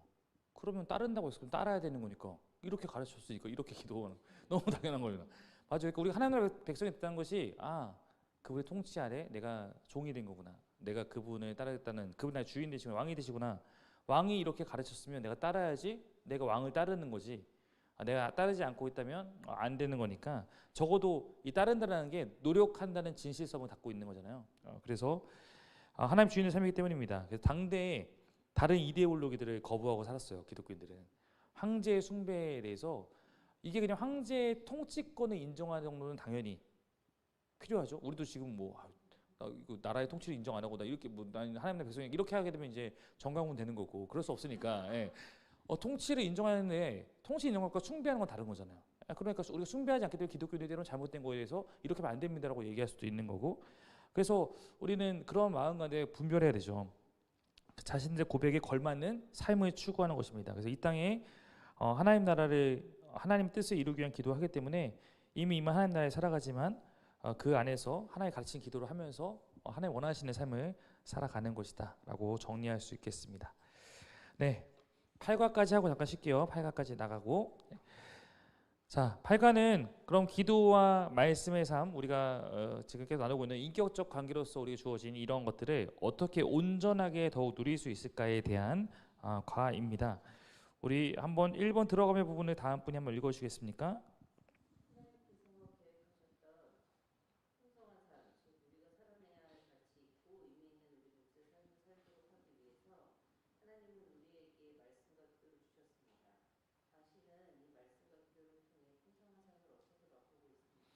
네, 말씀과 기도를 통해서 나는 풍성한 삶을 어떻게 맛보고 있는지에 대한 질문이에요. 이거는 여러분에게 있는 질문은 아니어서 아마 답을 적어오시지 않았을 것 같은데, 뭐 우리가 말씀을 통해서 하나님을 알아가기도 하고, 또 아까 지금 배운 기도를 통해서 하나님과 깊어지고, 또 하나님의 뜻 안에서 내가 하나님 원하는 삶으로 조금씩 바뀌어가는 어떤 것이죠. 기도는 가장 쉽게 표현하면 대화라고 얘기하잖아요. 우리가 부부가 함께 같이 대화 통해서 어머니, 부모와 자녀가 대화를 통해서 함께 어쩌면 같이 특별히 자녀가 부모님의 뜻을 이해하고 받아들이고 이렇게 하는 것이 아름다운 것처럼 우리가 그런 것을 통해서 하나님 안에서 함께 해나가는 것 살아계신 하나님께 보이는 반응이 그러므로 예배이고 하나님께 살아계신 하나님께 보이는 우리 소통이 기도다라는 것을 잘 활용하시면 좋을 것 같습니다. 2번이 여러분의 그 질문 가운데 1번과 유사한 것 같아요. 네, 완전히 똑같지 않고 밑에 있는 내용이 있으니까 2번에 보면 이 풍성한 삶을 향한 첫걸음을 떼기 시작할 때 우리는 단지 성부 하나님 주신 말씀과 성자에서 가르치는 주기도문만 의지하는 것은 아닙니다. 우리에게는 성령 하나님이 계십니다. 성령께서는 우리의 풍성한 삶을 위해 어떤 역할을 하시나요? 한번 말씀을 우리 한번 한 분씩 하나씩 돌아가면서 한번 읽어봅시다.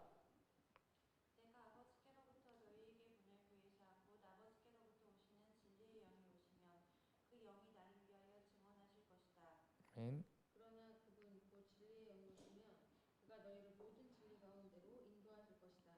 그는 자기 마음대로 말씀하지 않으시고 듣는 것만 일러주실 것이요 앞으로 올 일들을 너희에게 알려주실 것이다. 또 그는 나를 영광되게 하실 것이다. 그가 나의 것을 받아서 너희에게 알려주실 것이기 때문이다. 하나님께서 우리에게 주신 성령을 통하여 그의 사랑을 우리 마음속에 부어주셨기 때문입니다. 이와 같이 성령께서도 우리의 약함을 도와주십니다. 우리는 어떻게 기도해야 할지도 알지 못하지만 성령께서 친히 이루 다 말할 수 없는 탄식으로 우리를 대신하여 간구하여 주십니다. 네, 성령께서 우리를 도우신다 라고 말을 하고 있어요. 한번 우리 이 1번의 부분에 대해서 지혜자매님이 여기 1번의 두 위에 있는 두 말씀에 대한 거죠. 그걸 한번 답을 한번 해주시면 좋겠습니다. 성령님은 자신을 드러내시기보다 하나님께 들은 것을 증거하며 하나님의 영광을 나타낸다고 말씀하고 계십니다. 또한 성령님은 우리를 진리 가운데로 인도하여 주신다고 말씀하십니다. 네, 성령의 별명이 뭐냐면 보혜사도 있지만 여기서 나와 있는 대로 말하면 성경 진리의 영이에요. 첫 번째 도저에서 발표된 진리의 영이에요. 성령을 진리의 영이라고 표현해요. 그러니까 보혜사도 당연히 되죠. 보혜사는 근데 예수님도 보혜사였으니까 예수님도 보혜사, 성령도 보혜사라는 어떤 역할적 측면이라면 성령님을 성경은 진리의 영이다라고 표현을 하거든요. 그러니까 성령이 우리에게 하고자 하는 것은 진리로 인도하는 거죠. 진리는 하나님이 진리고 예수의 삶이 진리니까 하나님이 원하시는 삶, 예수님이 본을 보인 삶으로 성령님께서 이끄시는 거예요. 이게 다를 수 없어요. 이게 다르면 이단되는 거죠. 네, 그렇죠. 하나님의 뜻이 하나님의 말씀, 하나님의 뜻이 말씀이 육신되어 오신 것이 예수님이니까 하나님의 뜻과 예수님의 삶이 다를 수 없어요. 근데 예수님의 삶과 하나님의 뜻과 우리가 말씀의 성령의 음성이 다를 수 없어요. 그렇기 때문에 제가 얘기했듯이 성령의 음성을 구별할 때 가장 첫 번째는 말씀에 위배되는가 안 되는가. 내가 죄를 짓는 일을 하는데 하나님께서 오케이라고 말할 수 없다. 왜냐면 그거는 진리의 영이 아니다. 그럼 그건 내 욕심이다. 라고 얘기하는 거죠. 그래서 여기 보는 것들이 다 그런 얘기를 지금 나와 있는 거죠. 하나님이 또 예수님이 성령님이 삼위일체인 이유는 이분들이 우리를 올바른 길로 인도해 가시는 그런 역할을 하시기 때문입니다. 네, 2번은 여기 없어요. 그래서 2번은 한번 비치자매님이 한번 질문과 답을 한번 읽어주십시오. 아니요, 비치자매님의 그 과제 2번. 네네.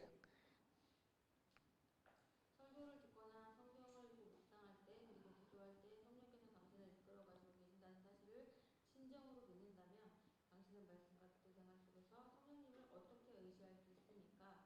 말씀을 깨달을 수 있는 지혜를 구할 수 있고 말씀 속에 나에게 하시는 말씀을 찾을 수 있습니다. 하나님께서 내게 주님의 마음으로 구할 기도를 알게 하시고 그것을 구하게 하십니다. 실제로 때때로 내가 기도할 때 주님께 주님 제가 하는 기도가 주님의 뜻에 맞는 기도이기를 원합니다. 제가 기도할 것이 생각나게 해주십시오. 기도하고 나의 이웃과 주변을 돌아보고 되어 나라를 위해 기도하게 하십니다. 또 나로 하여금 기도가 필요한 사정을 듣게도 하십니다. 네, 맞습니다. 그 여러분도 그런 경험을 하실 거라고 생각하는데요. 내가 누구 때문에 엄청 막 속상해요. 근데 그 일 때문에 기도하려고 해요. 근데 하나님이 좀 나를 좀 받아주시는 타다가 어느 순간부터 나를 설득하기 시작하죠. 근데 걔도 힘들어. 뭔가 그 사람에 대한 어떤 마음들을 하면서 이렇게 말해주거나 아니면 야 걔가 너보다 더 아직 믿음이 연약하지 않니? 이렇게 얘기한다거나 이제 그러면 그 과정을 통해서 하나님이 이제 나에게 어떤 변화를 그렇게 말씀하실 때가 있죠. 그리고 근데 이 일은 제가 너무 억울하잖아요. 이 일은 그럴 수 없어요.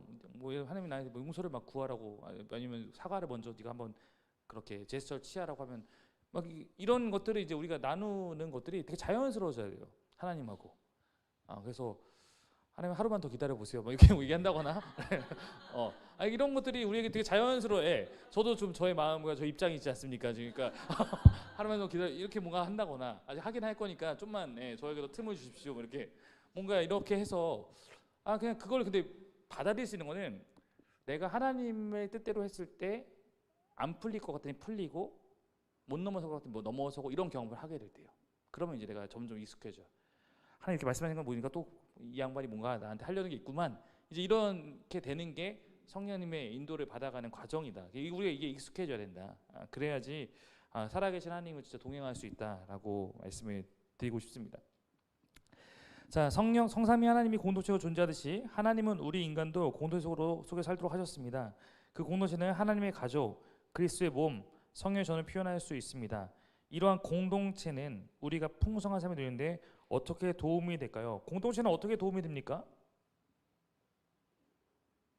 우리가 알고 있는 것을 지식에 그치지 않고 그것을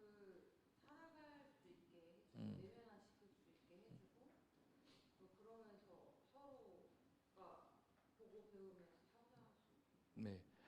그러니까 우리는 이 공동체가 없으면 더 많이 흔들릴 수밖에 없는 이유는 생각해 보세요. 내가 말씀을 통해서 뭔가를 들었어요. 아, 이렇게 살아야겠다.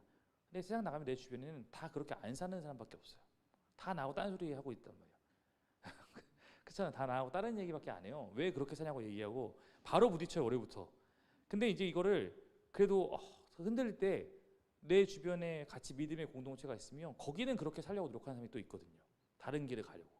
그러면 이제 그런 사람 보면서 같이 의지하기도 하고 또한 같이 그들과 약속했기 때문에 아시죠?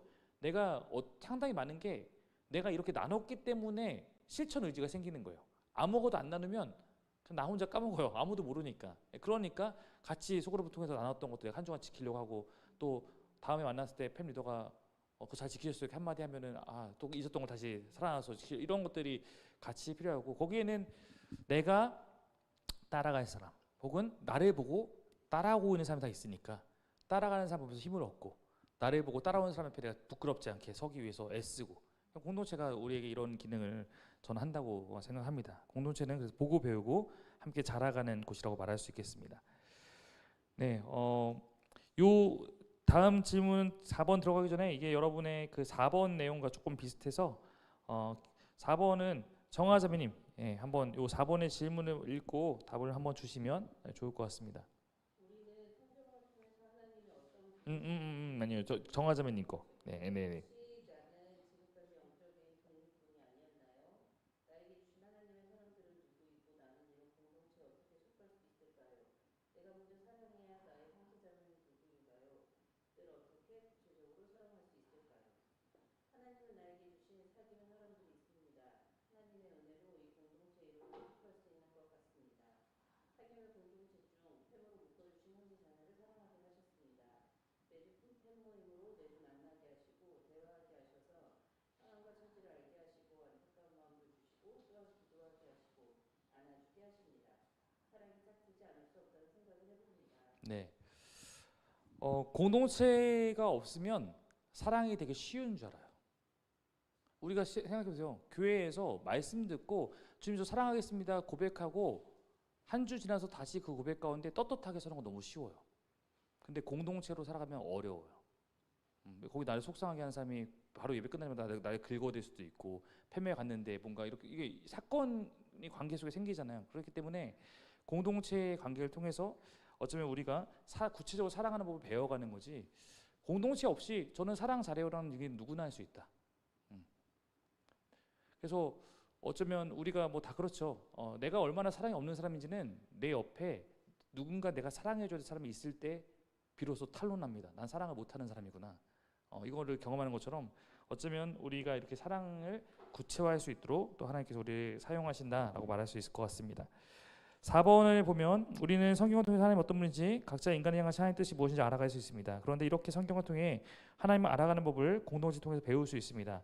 건강한 공동체에는 말씀과 관련해 어떤 특징이 있는지 3가지입니다. 첫 번째 뭘까요? 말씀이 선포되는 공동체. 여러분 오늘은 좀 답을 잘 하시는데요. 네. 두 번째는 바로 막힙니까? 두 번째는 말씀을 그건 세 번째인 것 같습니다.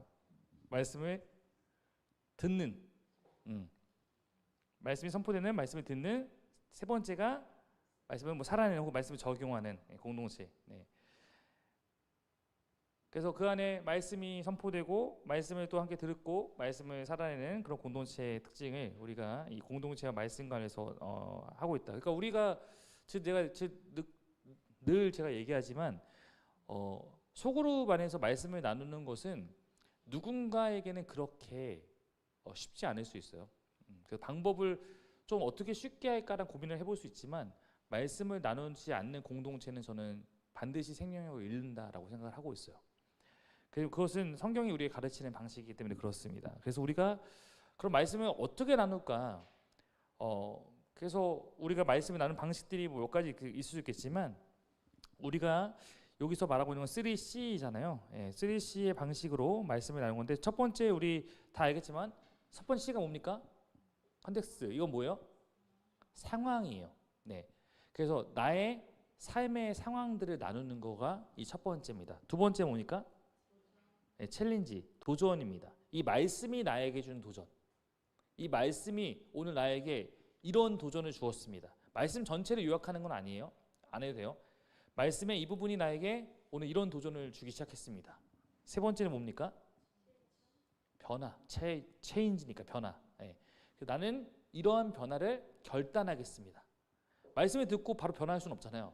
그죠? 변화해 가겠습니다. 즉 적용에 대한 부분이지만 3C로한 컨텍스트, 그다음에 챌린지, 그다음에 체인지 이 세 가지입니다.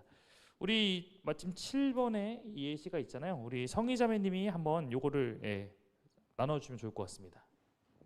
지난주 설교나 성경 읽기를 통해서 깨달은 말씀을 3C 방식으로 공동체에서 나누어 보십시오. 아직 공동체가 없다면 가까운 그리스도인들에게 나누어 보셔도 좋습니다.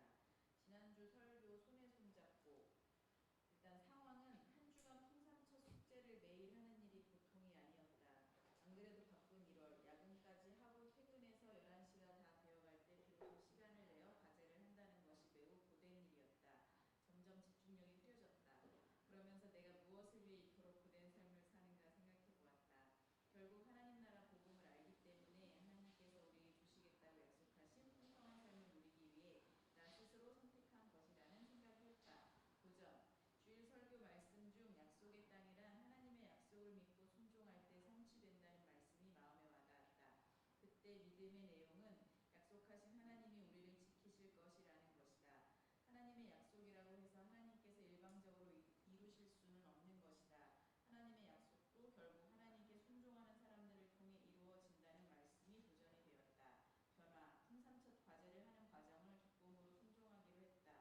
하나님께서는 내가 어떤 마음과 자세로 이 시간을 보내는지 아실 것이니 몸은 고단할지라도 기쁨과 감사로 순종하여서 앞으로 풍삼첫 이끌미를 통해 누리게 될 풍성한 삶을 기대하기로 했다. 네, 다 여러분들의 또 입장을 대변하는 적용도 여러분들 같은 마음이기를 바랍니다. 고되셨겠지만 또 이 과정을 통해서 잘 배워가셨으면 좋겠습니다.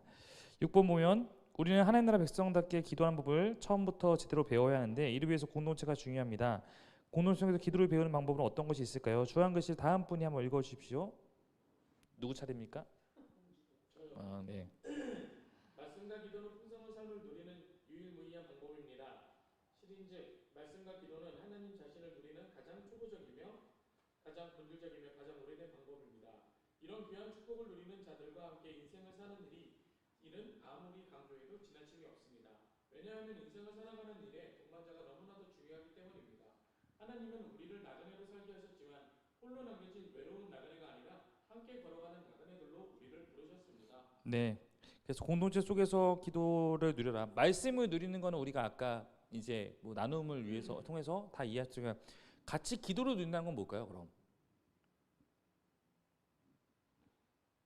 같이 기도를 배우고 기도를 누린다?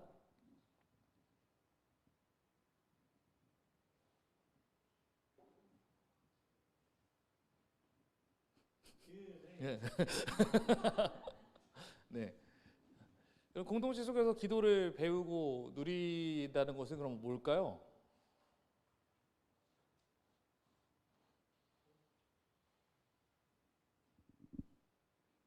뭐 그냥 이거 뭐 어려운 게 아니라 사실은 우리가 하고 있는 모든 게 그 공동체 안에서 같이 영향을 주는 걸 수 있는데 제가 예를 들어서 이런 얘기를 해요.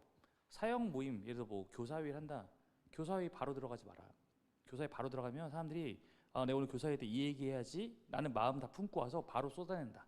그리고 그거 안에 필터링이 안 된 얘기가 많이 나올 수밖에 없으니까 교사회기 전에 하나님 마음을 듣는 기도를 같이 해라. 그래서 내가 뭘 말해야겠다, 뭘 말하지 말아야겠다를 하나님 점검할 수 있는 그런 시간을 같이 갖고 그 다음에 모임을 시작해야지 그 모임이 하나님께로 갈 수 있는 거다. 그거는 제가 모든 어떤 모임이나 제가 하는 어떤 모임에 들어갈 때 저 하나님께 집중하는 찬양과 또 기도의 시간을 가지면서 오늘 내가 원래 내가 갖고 왔던 생각을 그 순간에도 걸러내려는 노력도 할 수 있고 여러분이 뭐 팬룸에서도 마찬가지로 시도해 보셔야 될 것도 있고요. 그 다음에 뭐 같이 기도하는 훈련 같은 것도 필요할 수 있겠죠. 야 텐텐텐 잘 안 된다 나 혼자 나 좀 같이 하자라고 해서 우리 시간을 정해서 하는 것도 누군가에게는 가르쳐 주는 거죠. 같이 기도를 배워가는 것. 또 중보 기도를 누가 요청했다. 그러면 이제 이 김영국 선생님이 뭐라고 얘기하냐면 중보 기도는 재해석해야 된다. 예를 들어서 준영이가 나한테 목사님 이렇게 이렇게 기도해 주세요. 근데 제가 봤을 때 주기도문에 그 우리가 배운 기도에 봤을 때 저거 너무 세속적인 기도야. 예를 들어서 그치만 저는 야 너 너무 세속 이렇게 말하는 게 아니라 우리가 저를 위해 기도할 때 기도를 재해석해서 대신 기도해 줘라. 그러니까 저 사람이 이거 되게 해주세요라고 하잖아요. 예를 들어서 저한테 그런 기도 되게 많이 하거든요. 우리 아들 합격하게 해주세요. 그러면 제가 앞에서는 알겠어 기도하겠습니다라고 하지만 거기서 무조건 합격했다고 쫄릴 수 없으니까 거기에 대해서 다시 하나님 뜻 안에서 재해석해서 기도하는 거죠. 하나님 저 가정에 이런 일이 있는데 이 상황에서 하나님 무엇을 가르치는지 저는 모르지만 혹시 이 경우도 하나님의 주권을 받아들일 수 있도록 해주시고 혹시 그게 안 되더라도 또 이 안에 또 배워갈 수 있는 그 믿음의 마음에서 이런 식으로 우리가 재해석해서 기도해주고 이런 것들도 필요할 것입니다. 자, 우리 아까 7번은 나눴으니까요. 8번을 봉준영제님, 봉준영님이 이 8번을 나눠주십시오. 네, 5번입니다. 8번이 5번이에요. 함께 기도할 수 있는 공동체에 속한 다음 주기도문으로 기도하는 법을 함께 배우자고 제안하십시오. 그리고 주기도문으로 당신의 공동체를 위해서 기도하십시오. 창조주 하나님께 모든 영광을 돌리기 위해 애쓰는 우리 공동체가 되도록 하여 주시옵소서. 온전히 주님의 통치로 세상의 모두가 온유의 평강, 화평을 누리도록 주님의 뜻을 세상 모두가 알고 주님의 주권과 공의로 무릎 꿇고 주님께 기도하게 하옵소서. 우리의 삶 전체가 주님을 의지하고 오직 주님만 바라보며 주님을 더욱 배우고 순종하여 따르게 하여 주옵소서.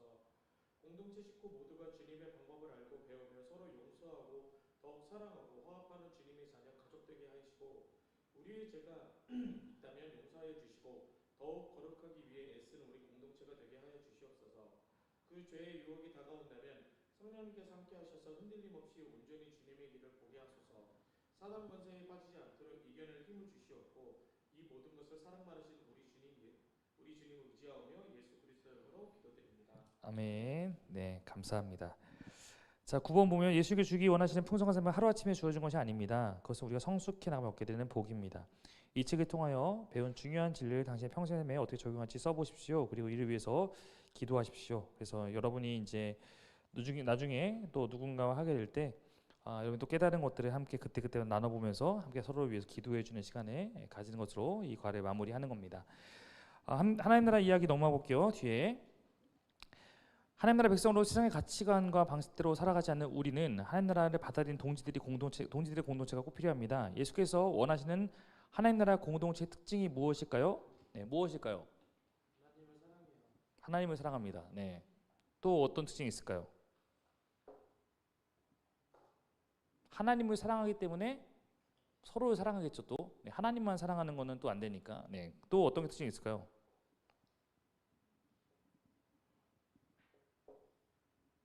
서로 배우고 가르치는 거죠.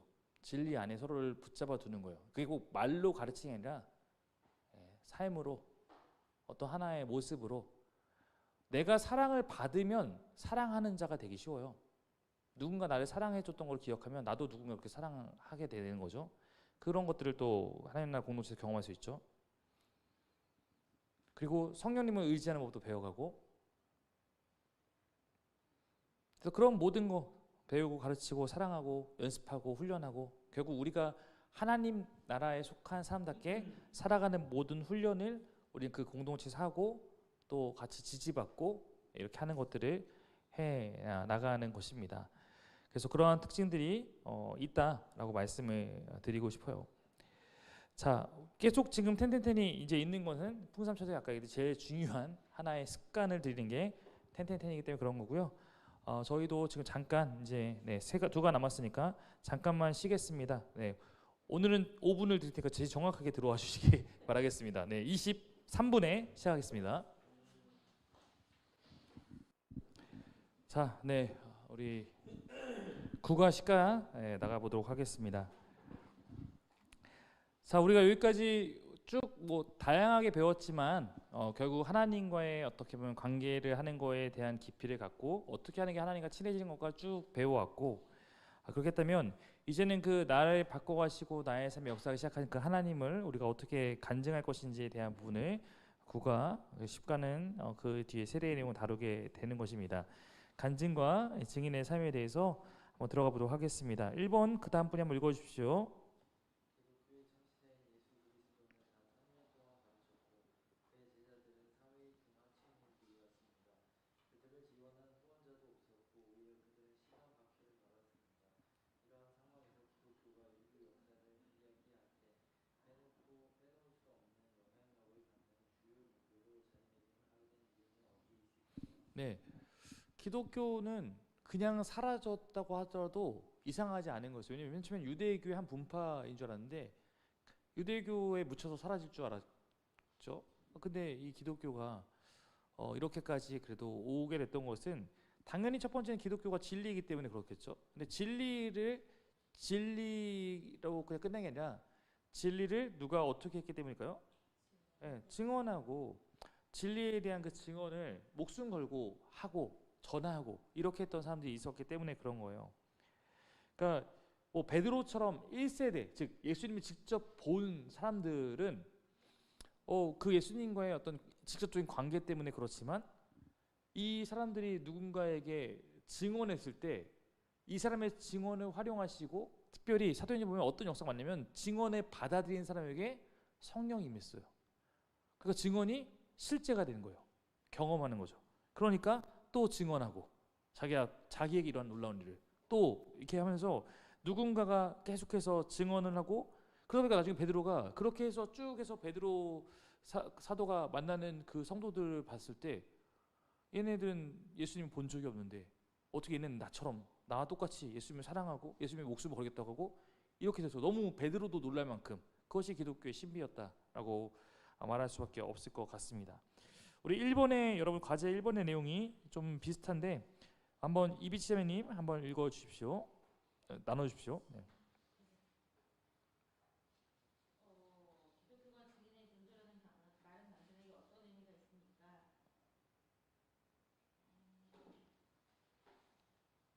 증인의 존재란 말이 솔직히 깊이 생각해보지 않았다. 내 믿음으로 들어서 난 것일 테지만 나에게 증인이 된 누군가를 콕 집어내기는 솔직히 좀 어렵다. 다만 2000년이 넘게 이어져온 믿음의 발자취를 보고 그들의 삶을 보고 성경의 말씀을 보고 믿게 되는 것 같다. 하지만 아직은 믿음이 없는 딸아이에게 또 다른 누군가에게 증인이 되어주고 싶다는 마음이 든다. 네. 우리가 기독교가 증인의 종교라는 것은 뭐 그 증인이라는 게 엄청 대단한 것은 아닐 수도 있어요.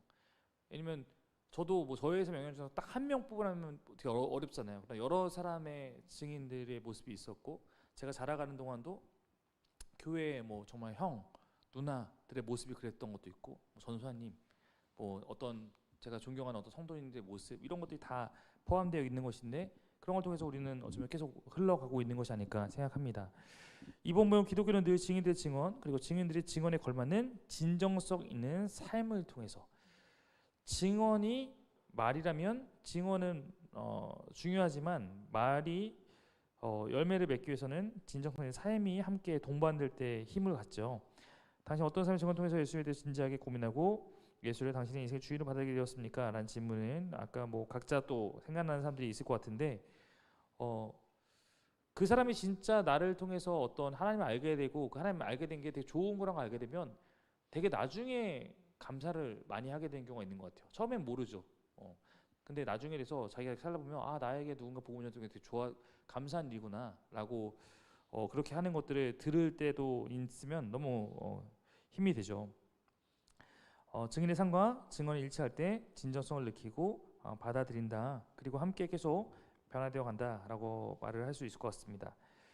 3번 보면 예수 그리스도 안에 새로운 존재가 된 우리는 인생의 모든 영역에서 점진적인 또 때로는 급진적인 변화를 경험하게 됩니다. 그리스도인이 어떻게 변화하며 성장하는지 다음 도표를 보면서 한번 설명해 보십시오라고 말을 하고 있습니다. 우선 이 도표는 이제 여러분들에게는 너무 익숙한 풍성한 삶을 대표하는 거죠. 한번 이 도표가 무엇을 의미하는지 우리 한 번도 말씀 안 하신 우리 예진이 선생님께서 한번 간단하게 말씀 한번 해주십시오. 네. 네, 네, 네.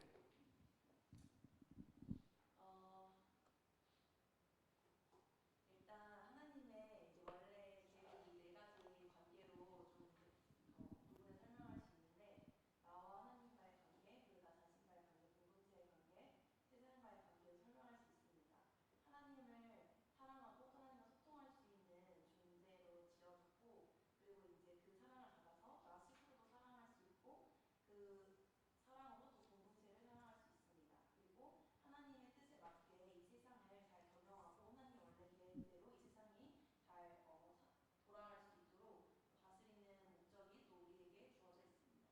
네, 수고하셨습니다. 네, 이 도표가 말하고 있는 바는 설명해 준 것처럼 일단 가운데는 그리스도 안에 있는 나라는 게 중요하죠. 그리스도 안에 있는 내가 되기 전까지 경험하지 못한다. 즉 회심을 말하는 거잖아요. 그리스도 안에 내가 속하게 됐을 때 그리스도 안에 속하게 되는 거듭난 나는 하나님 관계, 신 관계, 공동체 세상과의 관계에서 모두 성장해 간다. 성장해 갈수록 계속 더욱 풍성함을 누리게 된다. 이런 것들을 보여주고 있기 때문에 결국은 회심하여 계속 자라갈수록 풍성해진다. 그리고 우리가 풍성할 수 있는 영역은 이 네 가지라는 것을 모르면 또 이 부분에 대해서 관심이 없기 때문에 성장시키지 못할 수 있거든요. 그래서 이 네 가지 영역을 우리가 이해하고 하는 것들을 우리가 많이 보고 많이 나누고 있습니다. 2번에 대한 내용들을 좀 이제 다음 부분 넘어갈 때 좀 여러분 질문 2번이 있는데요. 우리 지수 자매가 과제 2번을 한번 나누십시오. 당신은 어떤 사람의 증언을 통해서 예수에 대해서 진짜로 고민하고 예수가 당신의 인생의 주인으로 받아들이게 되었습니까? 그 계기에 대해서 이야기해 주십시오. 여러 명의 증인이 있었습니다. 처음에는 언니의 증언으로 신앙을 가지게 되었고 공동체에 속한 다음부터는 나의 영적인 선배와 부모가 되주셨던 목사님 그리고 제가 병치료를 할 때 저를 위해 기도해 주셨던 모든 성도분들의 도움으로 신앙에 대해 진지하게 고민하게 되었습니다. 그런 기도와 도움들이 쌓여 주님을 받아들이게 되었습니다. 네. 우리가 앞에서 얘기했듯이 계속해서 증언하고 뭔가 같이 살아주고 또 복음을 전해주고 이런 것 때문에 우리가 자라간다. 공동체가 특별히 이걸 돕는다라는 얘기를 같이 나눴습니다. 4번 질문인데 그거 이어지는 건데요. 다음 분이 한번 질문 한번 읽어주시겠습니까?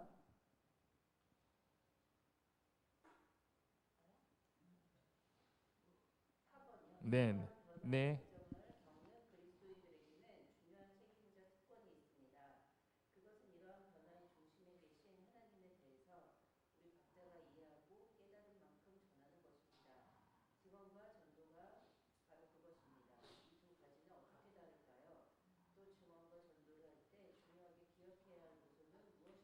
네. 증언이라는 표현을 우리가 잘 안 쓰고 대신 우리 뭐라고 많이 쓰냐면 간증이라고 하잖아요. 간증과 전도가 각각 이제 이 복음을 전수하고 증언하는 데 있어서 우리가 사용할 수 있는 방식이다라고 말했어요. 간증의 특징은 뭐죠? 네, 그건 중요한 요소, 중요한 요소가 진정성인데요. 간증의 특징은 네, 간증의 특징은 개인적인 증언인 거예요. 간증은 주관적인 어떤 이야기죠. 그러니까 복음이 나를 통과해 가면서 나의 삶에 어떤 것들을 일으켰는지를 하는 나의 변화에 대한 이야기가 초점이라고 말할 수 있고 중요한 요소가 진정성입니다. 네, 뻥치지 마라. 뻥치면 다 안다. 뻥칠 필요 없다. 그래서 아까 듯이 복음이 예수님이 내 삶에 찾아오신 이후로 내 안에 어떤 영향을 미쳤고 어떤 변화가 있었는지를 진솔하게 나누는 게 포인트다. 전도는 뭐죠? 네, 전도는 좀 더 객관적이라고 말할 수 있어요. 이거는 성경이 말해주고 있는 진리를 내가 이해한 만큼 설명해 주는 거예요.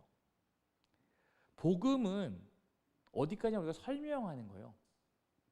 설득은 성령님이 하시는 거고 우리는 설명해 주는 거예요. 중요한 뉴스는 뭡니까? 네, 네, 진리에 대한 선명한 전달과 네, 진실한 인격적 만남. 그래서 진리에 대한 선명한 전달을 하고 진실한 또 인격적 만남을 통해서 이 복음이 전해진다라고 말을 할 수 있습니다. 그래서 이 흔히 말하는 간증과 전도를 잘 사용해 중이에요. 여기 있는 분들 거의 풍성하게 다 하신 분들이니까 아마 이 부분을 충분히 이해하고 계실 거라고 생각하기 때문에 깊게 설명하지 않아도 그래서 각 사람마다 비율을 잘 섞어야 돼요. 어떤 사람에게는 간증을 더 섞어서 하고 어떤 사람에게는 좀 흔히 말하는 F 감성 사람에게는 간증이 더 잘 먹힐 수 있겠지만 T 성향의 사람에게는 그건 네 얘기고라고 할 수 있으니까 이제 네, 전도 진리의 측면에 좀 더 부각해서 설명해 주는 게 도움이 될 수 있습니다. 밑에 주한 글씨 한번 읽어주십시오. 우리가 믿는 진리는 평생 동안 더욱더 깊이 알아가는 진리입니다. 이미 우리가 하나님의 은혜로 구원을 얻었지만 더욱 견고하고 더욱 선명하게 진리를 알아가는 일은 평생에 걸쳐 일어납니다. 이를 위해서 우리는 진실한 질문을 지속적으로 던지며 성경을 통해 그리고 좋은 선배들과의 대화와 서적들을 통해 더 깊은 깨달음과 네. 자, 우리가 이제 하나님의 만나 변화된 이야기, 즉 이러한 변화가 이제 막 시작되었다면 비록 이 변화가 아직 온전하지 못하더라도 이런 변화를 시작하게 된 하나님과 어떻게 만나게 되는지 그에 기록해 두는 것이 꼭 필요합니다. 그러니까 우리가 뭔가 이렇기 때문에 간증문을 작성하는 건 아니라는 거예요. 그러니까 김영웅 목사님이 이 이금 위반 세미나에 보면 무슨 얘기냐면 자기가 예수님을 처음 회심했을 때 그때 썼던 간증문이 지금 없다. 너무 안타깝다. 이런 얘기를 하거든요. 그러니까 내가 그걸 좀 갖고 있어. 그때 내가 이런 마음이었지. 이렇게 했으니까 그러니까 기록을 남겨놓는 거는 나를 이렇게 돌아 그 마음에서 어떻게 보면 붙잡아 줄 때가 있잖아요. 그래서 우리가 간증 나의 고백을 틈틈이 쓰는 게 좋다. 그게 또 누군가에게 도움이 될 수 있기 때문에 그럴 수 있습니다. 간증 쓰는 법은 크게 세 가지죠. 첫 번째 뭡니까? 네. 만나기 이전의 이야기는 보통 어떤 내용이 나올까 그럼? 네. 네. 세상 사람들과 동일하게 살고 있던 지금 내가 봤을 때는 이제 문제라고 인식하겠던 여러 그 문제들을 문제로 알지 않고 똑같이 편승해서 살아가고 있었던 나의 모습들에 대해서 내가 주인 되어 살아가던 삶의 모습들 그거에 대한 어떤 내용들을 적을 수 있겠죠. 두 번째는 만나게 된 과정입니다. 그래서 내가 어떻게 만나게 되는지 누가 거기 있었고 어떤 사건을 사용하셨고 거기서 난 뭘 깨닫기 시작했고 이런 것들에 대한 과정을 또 적어놓는 거죠. 세 번째는 만난 이후의 이야기입니다. 그래서 내가 생겨난 변화, 하나님에 대한 기대감 이런 것들에 대해서 말할 수 있겠죠. 근데 이게 딱 어느 시점으로 특정되는 게 아닐 수도 있어요. 왜냐면 우리가 신앙이 자라다 보면 내가 기독교에 입문하게 된 것과 하나님께 인격적으로 관계 맺기 시작한 것과 성령에 대해 뭔가 이렇게 한 것과 다 다를 수 있어 시기가. 그래서 그 각 가정마다 또 어떨 수 있는지가 늘어날 수 있고 만난 이후 얘기는 점점 더 늘어나겠죠. 만난 이후에 내가 느꼈던 것들은. 그다음에 내가 만나고 보니까 만나기 전에 대한 이야기가 다시 선명해질 수도 있어요. 내가 지금 보니까 나 큰일 날 뻔했었다. 그때 잘 몰랐는데 내가 그때 이렇게 살았던 것이 정말 하나님 보시기에 되게 어떻게 보면 하나님 마음을 많이 아프게 했던 것을 지금 보니까 더 깨닫게 된다 이럴 수 있거든요. 그러니까 그런 것들을 점점 더 우리가 또 담아내게 될 것 같습니다. 그리고 내가 내 이야기에 어떤 부분을 나눌 수 있게 됐다라고 말하면 진짜 회복된 거예요. 회복되기 전에 잘 못 나눕니다. 어떤 부분은. 근데 내가 누군가에게 내가 이랬었어. 내가 사실 이런 상황도 있었어 내 안에. 난 그때 이런 거를 내가 나눌 수 있다면 나눌 수 있을 때 비로소 극복하기 시작한 거예요.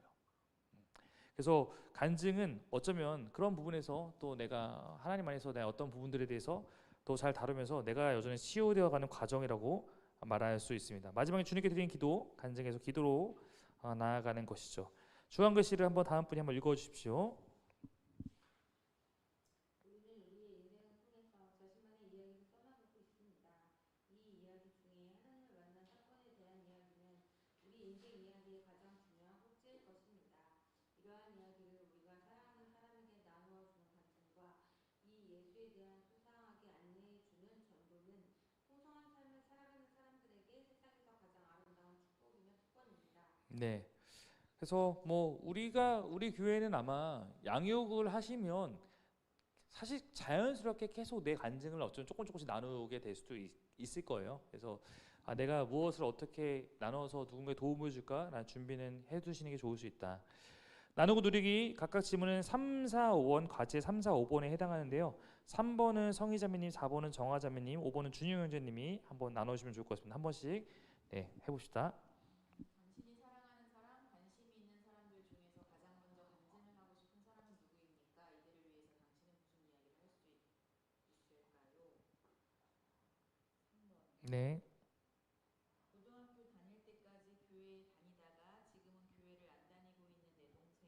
나보다 2살 어린데 벌써 머리가 온통 하얗게 셀 정도로 어마어마한 스트레스를 이겨내며 대기업 승리 안에서 견디며 살아가고 벌써 퇴직을 걱정하고 있는 동생을 보면 애처롭고 딱하고 마음이 아프다.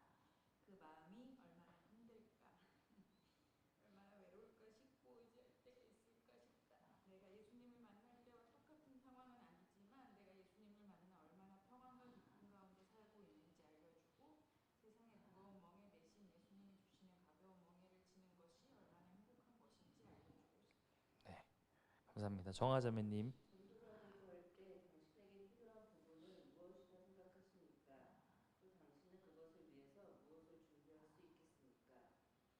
저에게 가장 필요한 것은 자신감입니다. 더욱 기도하며 전하는 것은 내가 하지만 이루실 분은 성령님이시니 그분에 의지하며 잘해야 할 것 같습니다. 네, 감사합니다. 다음. 당신의 간증문을 써보십시오. BC 이야기, 예수를 만나게 된 과정, 그리고 AD 이야기를 써나가면서 하나님께서 당신의 인생에서 어떻게 일하셨는지 깊이 묵상해 보십시오. BC 저는 세상의 흐름을 따라 쳇바퀴처럼 목적 없는 삶에서 목적을 스스로 찾아가며 만들어가며 내가 중심인 삶을 살았습니다. 그렇게 저는 점점 세상의 가치관을 따라 제 자신을 잃어갔고 깨어진 세상 속에서 선한 삶을 살지 못하였습니다. 사랑이 없는 삶이었고 허무한 삶이었습니다. 잠깐의 행복 이후에 긴 외로움과 고통의 시간, 비교와 낮은 자존감의 삶, 치열한 경쟁, 분주함, 스트레스의 삶 속에서 무언가 대안을 찾고 있던 삶이 아닌가 싶습니다. 예수를 만나게 된 것은 그 허무한 삶 속에서 제가 가지고 있던 호기심이었습니다.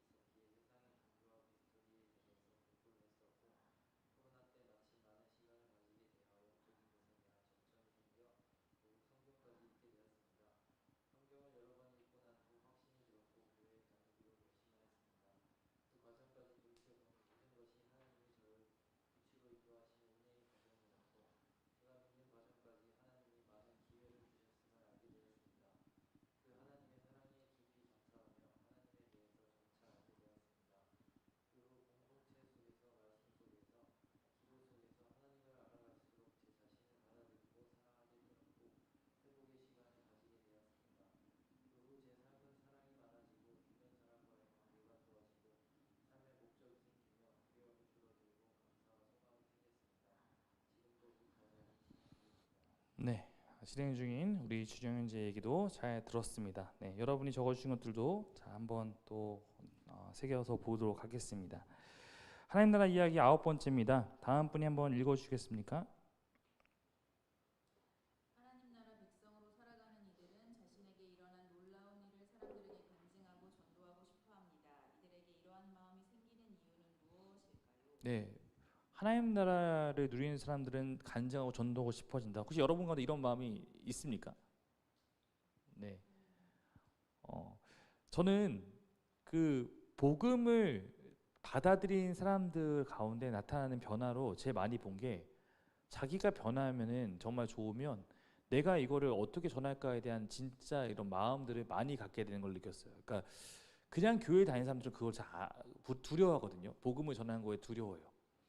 그리고 압박 스트레스만 받고 나 전도해야 되는데 전도해야 되는데 근데 그냥 진짜 내가 어떤 복음을 교회 다니는 게 깨달으면 내가 이거를 어떻게 누구에게 전해줄까에 대해서 진짜 이제 그 마음을 갖는 것을 보게 되는 경우도 있고 저도 그랬던 것 같아요.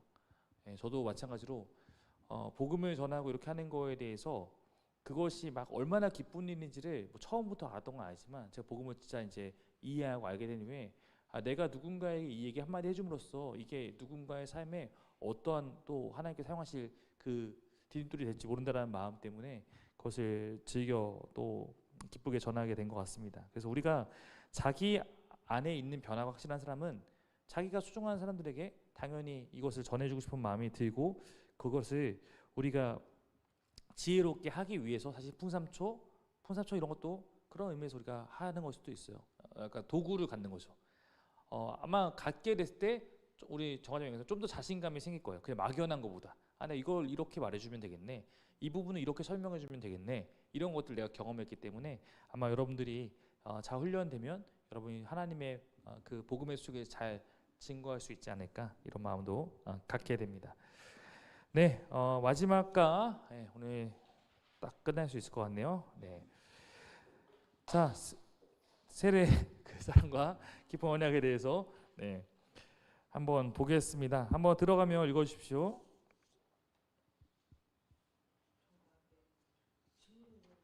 네. 결혼식이 기쁘고 또한 경건한 이유는 두 남녀가 자신의 인생을 걸고 평생 상대방을 사랑하겠다고 사람들과 하나님 앞에서 결단한 바를 선언하기 때문일 것입니다. 우리는 이를 언약한다고 표현합니다. 언약은 무조건적으로 서로에게 헌신하는 것입니다. 하나님이 당신과 언약을 맺으신다는 것은 하나님이 우리가 어떤 사랑을 하시겠다는 것이며 또한 당신은 그분과 어떤 사랑을 하겠다는 의미일까요? 네. 그래서 우리가 여러분이 해왔던 과제 중에 1번과 유사하기 때문에 1번의 답으로 우리 지혜자매님이 한번 답을 한번 해주시겠습니까?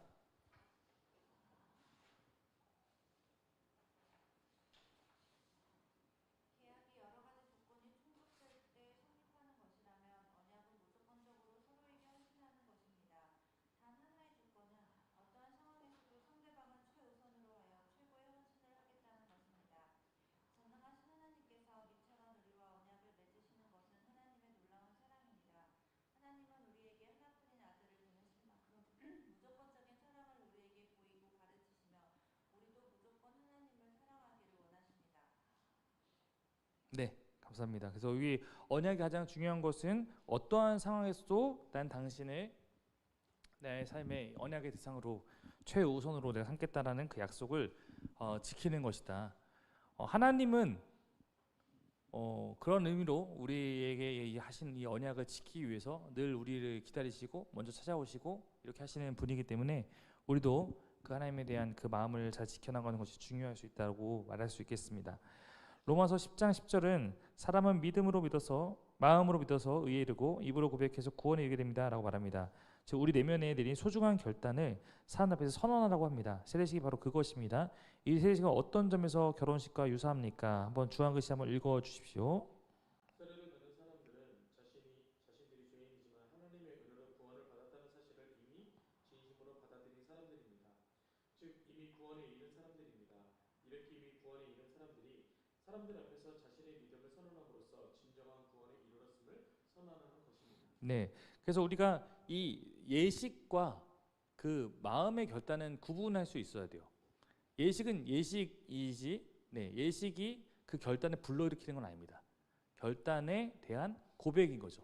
결단을 좀 더 강화시켜 줄 수 있는 거죠. 예식이 필요해요. 우리가 어제도 그 설교로 요단강의 세례도 말한 것처럼 그것이 필요하고 지금도 우리 기독교 안에서 그걸 중요하게 사용하고 있죠. 그래서 세례식이 구원을 주는 건 아닙니다.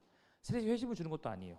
그러나 그 이미 시작된 그 구원을 고백하고 선언함으로써 더 그것을 기억하며 살아가게 한다라고 했을 때 결혼식을 안 해도 결혼하고 살아갈 수 있지만 결혼식 하는 그때 어떤 것들을 뭐 떠올리면서 우리가 다시 그 마음들을 되찾고 이렇게 하는 것처럼 그런 마음들도 비슷하다고 볼 수 있겠죠.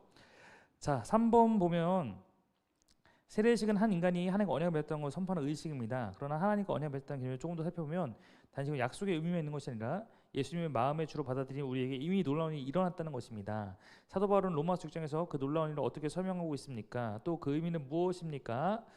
이 그리스도와의 뭡니까? 연합, 하나됨. 그리스도 연합이라는 표현을 되게 많이 이 사도 바울은 쓰거든요. 그리스도 안에 들어갔다. 뭐 이런 것들을 많이 사용하고 있고요. 또한 뭐의 변화입니까? 네, 신분 혹은 존재의 변화라고 말을 할 수 있겠습니다. 네, 그래서 우리 한번 밑에 있는 말씀 한 분씩 한번 읽어주시겠습니까? 세례를 받아 그리스도 예수와 하나가 된 우리는 모두 세례를 받을 때 그와 함께 죽었다는 것을 여러분은 알지 못합니까? 우리가 그의 죽으심과 같은 죽음을 죽어서 그와 연합하는 사람이 되었으면 우리는 부활이 있었으므로 또한 그와 연합하는 사람이 될 것입니다. 우리는 예수 그리스도와 함께 죄에 대해서 죽은 존재가 되었고 예수 그리스도와 함께 하나님에 대해서 산 존재가 되었습니다.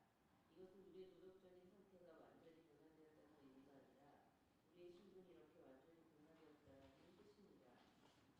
이렇게 하나님께서 우리의 신분을 바꾸셨기 때문에 우리는 우리를 이렇게 달라진 존재로 여겨야 합니다.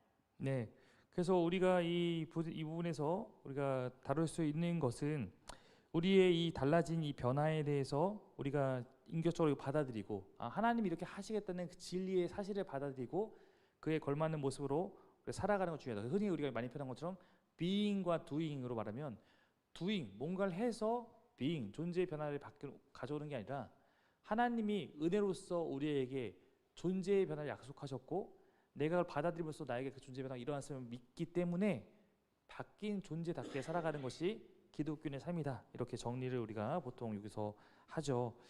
2번은 뭐 설명을 여기서 다 같이 이미 우리가 알고 있을 거니까 3번을 좀 나눠보면 좋을 것 같은데요. 3번에 대해서 봉주영 선생님 한번 나눠주시겠습니까? 내가 예수 그리스도를 믿을 때 예수 그리스도에 연합하게 되었다는 말을 그리스도 안에서 새로운 신분을 얻었다는 의미입니다. 세례가 어떻게 이런 의미를 상징하는지 이야기해 보십시오. 하나님의 자녀가 되는 특권을 얻었다. 언약 관계에 대한 선포. 옛 자아는 죽고 새로운 생명의 시작을 뜻하며 우리가 하나님 안에 살고 하나님께서 우리 안에 오심으로 하나가 되어 새롭게 다시 태어나 새롭게 바뀐 신분으로 삶을 살아가겠다고 선포하는 것입니다. 네, 우리가 알다시피 물 속에 들어가는 것은 누가 죽는 거예요?